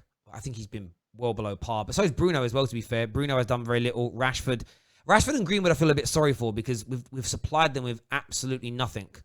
Cavani, I mean, we've got two subs left. Cavani and Van der Beek have both got to come on for me in the next 5 to 6 minutes, no doubt. Oh man, the man mountain of Partey. Today, games like this show you. Oh, what a back heel. Pogba! Oh, tackle. Jesus Christ. That's what I mean. Lovely passing by Pogba. Lovely back heel by Rashford. Pogba should be hitting that first time. He takes a touch, gets tackled brilliantly by Gabriel. Now, you guys are in the ascendancy. It's Pierre-Emerick Aubameyang in the box. Willian now supporting him on this right-hand side.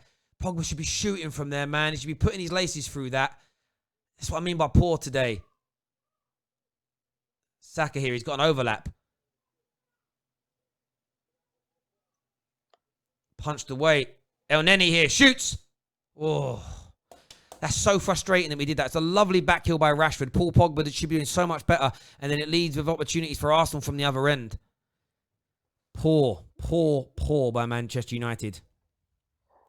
Oh man, as it gets later and later, the more I feel like it goes into your favor. You're at home. You guys got more options you can bring on. It's just like, I can already see it. Oh, Gabriel did amazing there. The last ditch. Yeah, it was very good from Gabriel. Oh. See, Man United have also made the correct sub by taking off Fred, because you want, like, he was teetering on that red card, and it was the right thing to do, because he was getting caught out so often. I had to make that change. But Woo! Nothing from El Neni. It's okay, man. Get your head up. You're good. Bellerin took the first shot, or was that Tierney? That was Tierney.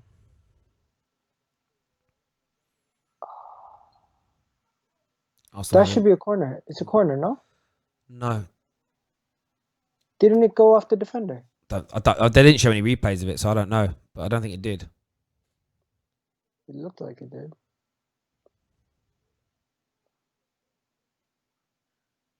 Misplaced pass from Maguire?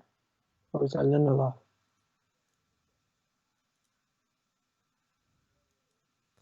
United really struggled. Arsenal had the ball here for about a good minute and a half without us being able to take it off of them. We've not been able to break our lines as of yet, but good spell on the ball for Arsenal that went quite a while without really touching it very often. This is much better from them, more like the first half. It's good football. I mean, it's all in their own half, all behind Man United, but they're just waiting and being patient for this opening, and that's what's important. Patient football by Arsenal. I would honestly take Pogba off of Van der Beek, and I would take Greenwood off of Cavani. But that makes that leave us a bit short as well. I don't know. Oh, Pogba gave away a penalty. No way.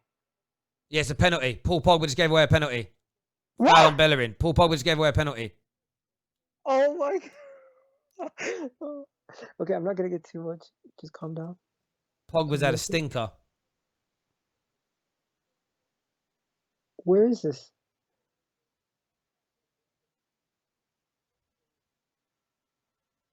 Oh my God. Oh my God. Okay. Is Aubameyang lining up or what? Don't know. They're just checking it? Oh, he doesn't. I don't know. He barely touches him, but it's a penalty. Doesn't really matter whether I think it's one or anyone else does. It's a penalty. It's a penalty. It's a penalty. It's a penalty. That's it.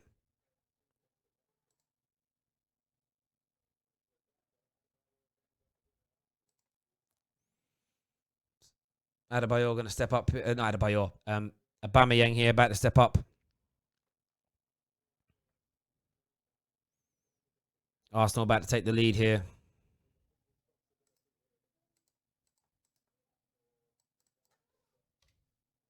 Shoots. Goal. 1-0 Arsenal.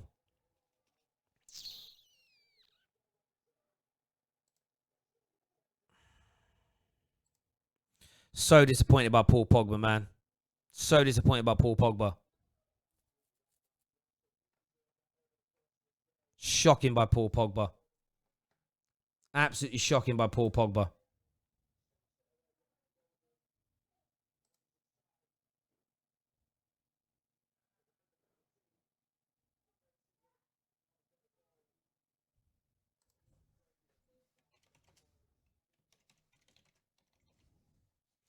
Paul Pogba needs to be off that pitch, man. Needs to get off that pitch right about now. He's had a shocking day and he's given away the penalty. Needs to be off that football pitch right now. No place for him on the pitch. No place for him on the pitch. Oh man. You know what? Aubameyang, we don't get a lot of penalties. We were constantly talking about Manchester United's penalties. You guys always getting penalties. It's poetic justice. It's not poetic justice. We get penalties that we deserve. I mean, you've got a penalty that you deserved. It's just if you get fouled in the box, you get a penalty. Generally speaking. Okay, wrong choice of words. It's just ironic that we don't usually get penalties. You guys usually always get penalties because your guys always get taken down in the box. When was the last time I ever seen Bellerin get taken down in the box? I don't think I've ever seen that. I don't remember the last time I seen that.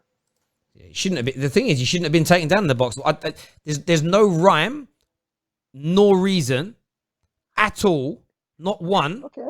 Not one at all for Pogba to make that tackle in the way that he did there. Bellerin was going nowhere. It's just shocking, absolutely shocking by Paul Pogba. That's all you can say about it. You seen what Aubameyang said to them after? What? He said, "Come on, let's go, guys. We got this." It's a pretty normal thing to say, bro. No, I know it's normal. It's like I'm just saying, everyone's levels of confidence is high now. If we concede in the next 10 minutes, I'm gonna be pissed. We always do this. Shut down shop. But you won't today. We ain't been good enough. Do you remember the last game we played when we it was like literally a pinball. We scored and then you scored, and the same thing happened 2 years ago in December when we played. It was Lukaku scored immediately after we scored. We always concede quickly after we score a goal. It happened in the North London derby. I can't understand how he's given a foul there. Greenwood wins the ball and he gives a foul. It's mad. Game's gone. Let's go, Aubameyang. Bang.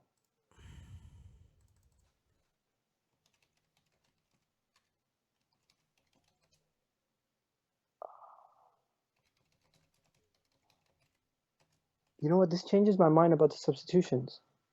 I think Arteta's just going to keep it the way it is for another like 10 minutes. See it out.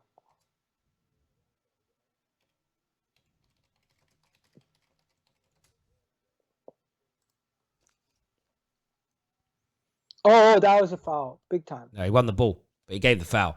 He completely wins the ball. When you see the replay, you'll see he wins the ball.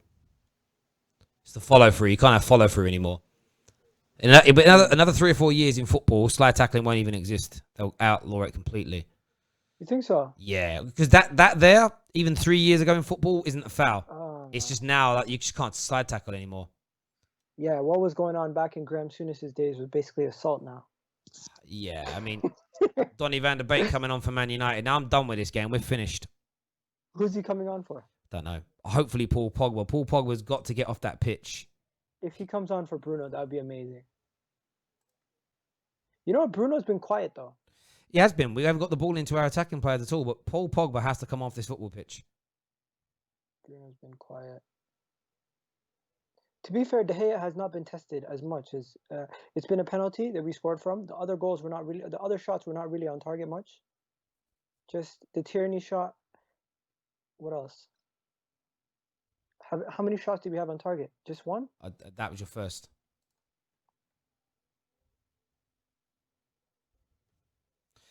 Poor. We had 2 shots on target.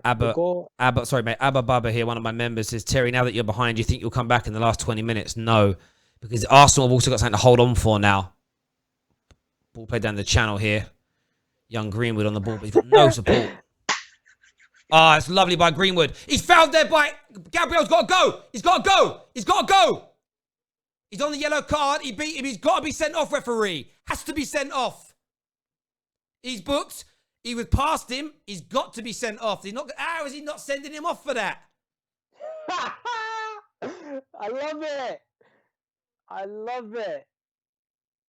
It's a yellow card. Oh, he's a very lucky boy, Gabriel, already being booked. Shocking. So I want to see the energy from AFTV saying he's got to be sent off. Zane here, the super chat says, Obama who? Oh, yeah, he scored a penalty, Zane. Well done. That can't be a red. It's a yellow card, though. It's 100% a yellow card, that attack. Cavani now on for Mason Greenwood after he wins that free kick. Just so frustrating, man. You know you got lucky there. I am taking it all day long. Did you get lucky? Yes. I'm taking it. But Terry, you know what? I kept the same energy last week when Lacazette's goal was disallowed. I didn't complain. That was offside, though. I did not complain. But that was offside. Who was offside? Xhaka. No, what I'm saying is, same energy. Or I agree with you completely. It is Bruno Fernandes that's coming off, not Paul Pogba. I'm loving this. This is perfect. This is perfect. Oh my God. You know what? For once, where's KJ when he says the judge is on our side? For once. Oh my God. I'm loving this, Terry. You know McDonald's? Nah. Oh man. I get it. You're frustrated. You're upset. But tell us how you feel right now, man. No. You refuse. Yep. Oh man. Okay, we could tell by your face you're angry. Mm-hmm. But who would you say is the most one that frustrates you the most right now, besides Pogba? You. Why? You got big balls. Cojones. That's what it is. Yeah, you little punk. Troy Deeney call it, right? Mm-hmm. Oh man. It's okay, I get it, man. You win some, you lose some. Yeah.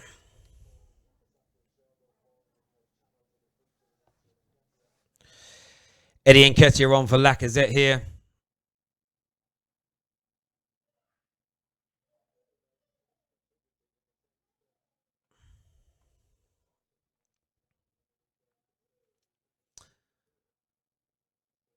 Rashford here holding the ball up. Been so poor today, Man United.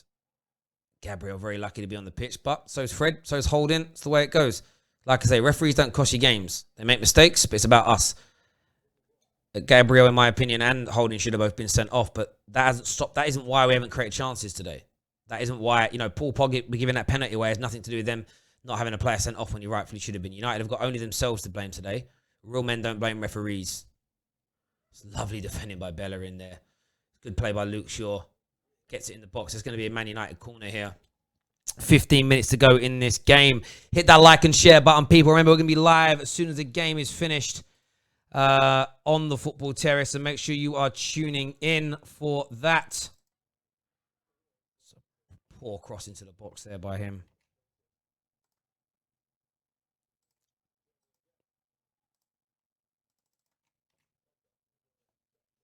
Pogba in his own box here. Luke Shaw going to cross it again. It's a deep one. Maguire's there. Handball! Handball! Probably wasn't. I'm going to shout for it. Great defending there by Victor Lindelof.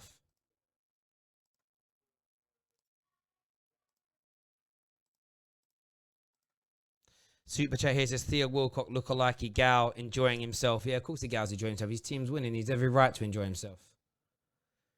He goes Matic through the middle. He's taken down. That's a foul. Free kick to Man United. Taken quickly. Here's Donny van der Beek. Finds Luke Shaw. There's no one out to his left though. Goes into Matic again. Lovely feet by Matic. Donny van der Beek here. Finds Paul Pogba. Look at the defending by Arsenal. It's astounding. Here is Rashford. Rashford shoots. That's deflected. It's going to be a corner. No, it's not been given. Massive deflection, not seen by the referee or the linesman.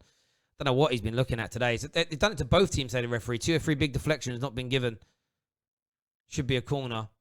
It was such a huge deflection. How has he not seen it? Actually, it might have actually hit McTominay, to be fair. Apologies. Rob Holding's down with an injury. I'll give it to Lindelof. He's got good.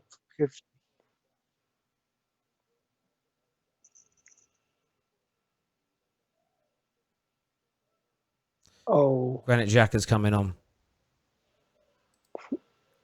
Yo, Partey's been amazing today. I think Partey's been good. I wouldn't say amazing. I think he's been good. Terry, you guys are playing a diamond midfield. We're playing a midfield too. No. Don't finesse it like that, mate, bro. You know, because me and you spoke about this and you confirmed I'm right. Your attacking wide players join your midfield and your fullbacks come into your midfield. You have when you're out of possession, you have a midfield 5 or 6. It's not just 2 versus 2. It doesn't work that way, Gal. He's been very good. To say, I wouldn't say this is a stellar, world class, above everybody else performance. He's been good to very good. Anything above that, I think, would be an overstatement. Myself, I would love to see his tackles, interceptions, possession, misplaced passes, and everything in comparison to a Pogba and a Bruno. Oh, he's been better. No, he's been better than them. Well, not Bruno. He's been better than them. That's no doubt. But I wouldn't say he's been wow. Like it's one of the best performances I've ever seen in my life. He's been good. Remember, he's lost the ball on the edge of your box 2 or 3 times. You just didn't get punished for it. So that's an element of performance. He's been good. You've been better than us. You've been better than us in every single position. But I think you're overstating Partey's performance today. Comparison to what we originally would have. No. I don't care about that, Gal. It's about how good has his performance been. It's been very good. That's about the level of it. Very good. I'm sorry. I think it was. He's been near world class today. Fuck off. And maybe that's. I'm sorry. Fuck off. World class today. He's had a world class performance today. And as a Manchester United fan, I get it. You're not seeing it from my perspective, but from my perspective, world class performance today. Amazing performance. World class performance. He showed that he's a man amongst boys today. That's what he's done. Okay. And the stats would back me in this. What stats? With his interceptions, with everything he's done. Just even his halftime stats, you look at those. Well, he's had 1 interception today. Scott McTominay's had 2. Oh, yeah. Oh, you got the little one with you. Xhaka's actually been the best interception in the team today with 4. Okay, sorry, not interceptions, ball recoveries. He's recovered the ball over 8 times just before half ended. He's done well. He's done very, very well today. I just don't think he's been world class. I think he's been very, very good. I'll give him a good 7.5 to 8 out of 10. I wouldn't say like world class 10 out of 10 sort of level performance. I think that's overstated. But each to their own. Maybe it's just because he's a new player and I'm still getting used to having him around. But to me, Terry, he showed his level and how he's a level above our team. And mate, he's an improvement on anything you've had in your midfield since like Cazorla, Fabregas, these guys, that sort of level, 100%. Like he's up there, absolutely up there. Yeah. He may not be the answer to win us the league this year or next year or anything like that. We need more. But you know what? A signing like him every couple seasons will definitely go forward as long as we don't lose players. You're right. No, That's he's the great. biggest He's a weakness. great player, great addition. There's no doubt about that. Yeah, it's just sometimes I might get overexcited, but today, Terry, when I say I feel like what he's done today has shown us what we've been missing for decades. Pogba in the box, easy. Yeah, you guys are gonna. We're not even gonna create a chance to score. That's what's been so shocking about today. It's just every ball. I'm look, he might come up with something in the last couple of minutes, but I am so surprised that Paul Pogba is still playing out there today. He's given the penalty away. His passing has been awful. He's just had a really, really bad game. One of the worst performances he's ever had in the Man United shirt, in my opinion. So have loads of others. But just a But light. you know what? He's been a liability today. You could predict this. If you're going to predict how Arsenal were going to win, you're going to predict get a goal and put men behind the ball and try to get Manchester United to break you down. Yeah. That's not a bad ball there by Cavani. United are trying. 7 minutes to go here, ladies and gentlemen. Zane there with the laughing emoji. Zane also said, Terry, why didn't you sign the fridge Indiana Jones instead of Maguire? Maguire's been all right today. Nothing like our defense hasn't been a problem today. Maguire's been cool. That's a great headed clearance there by Gabriel. Cavani keeps it in. We've got, I don't know, we'd say get the ball into the box. Every single Arsenal player is in the box right now. It's madness. I ain't seen that like it. It's lovely. Matic, penalty! He didn't touch the ball. How's it not a penalty? How is that not a penalty? Gabriel doesn't touch the ball. He doesn't touch the ball. Wait, oh, he actually does. He does. Yeah, I see it afterwards. He does touch the ball. First few, I didn't think he did. Corners in. Not today, Mike Dean. Not today. Oh, we hit the post. El Neni, he put it in his own net. Great cross by Van der Beek. Ball's back in again. Maguire's up. Oh, we're not going to score today. Nothing is going to. It's one of those games. No matter what we do, we ain't scoring for shit. Good cross again. Gabriel away. We should have been doing this 10 minutes ago.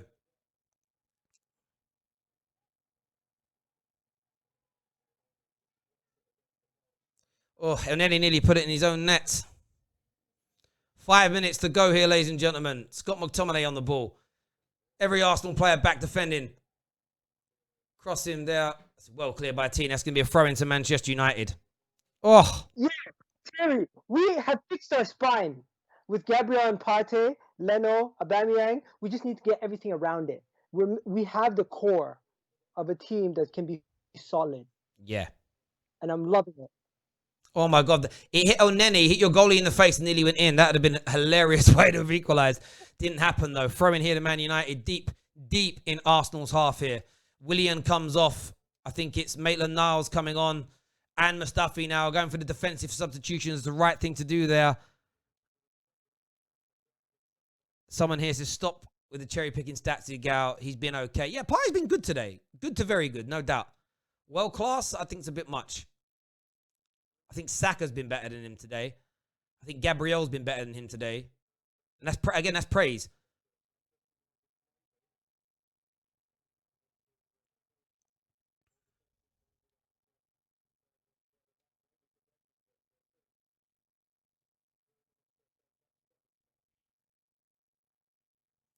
Rashford here trying to get the ball into the box. There's just no room. Another good tackle there by Arsenal. This is where Arsenal have improved so much in recent times. The way they get people behind the ball. The way they're able to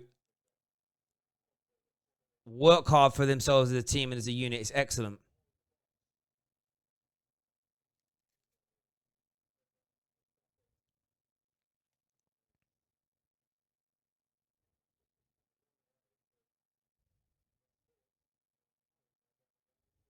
Ooh, what's going on here?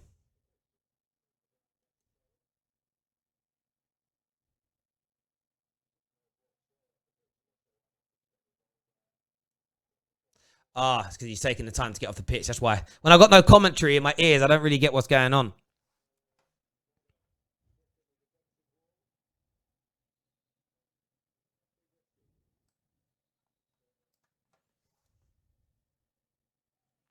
Matic has been booked for trying to push Aubameyang off the pitch. Oh no, so Aubameyang got booked for time wasting. But there we go. That's normal. Matic here trying to feed the ball in. Luke Shaw, the ball at the edge of the box. I don't want Luke Shaw on it. He dinks it in. It's well cleared again. That's it. It's over, man. Game's done. What is Matic doing? Aubameyang is not leaving the pitch quick enough, and he just got booked for it. That's what.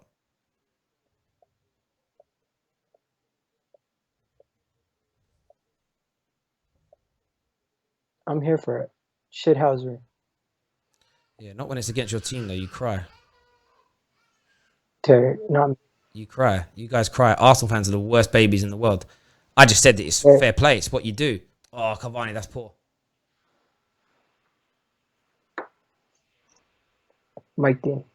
It's lovely there by Maguire. Well, we're getting into the last couple of minutes here. Remember, we're live straight after this game finishes on the Football Terrace. Make sure you are tuning in. The gal's going to come and gloat. He's going to have no humility in victory because he's that kind of guy. He's from North America, you know, the most arrogant continent in the world. These Americans, man, all full of their Trumpness. I know you're not American, it's a joke. I'm being deliberately ignorant. United got to move this ball. It's so poor.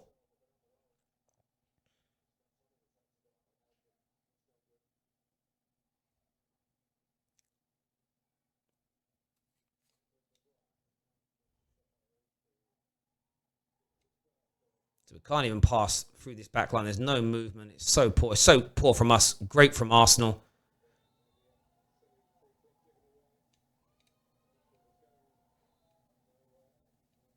That's it. Ladies and gentlemen, we're ending this stream. We're going to get ready for the match review show. Make sure you're tuning in 5 minutes. Game's over now. 90 minutes are up. Thank you all for tuning in. Hit the like and share button. We'll see you all in 5 minutes. Take care. Goodbye and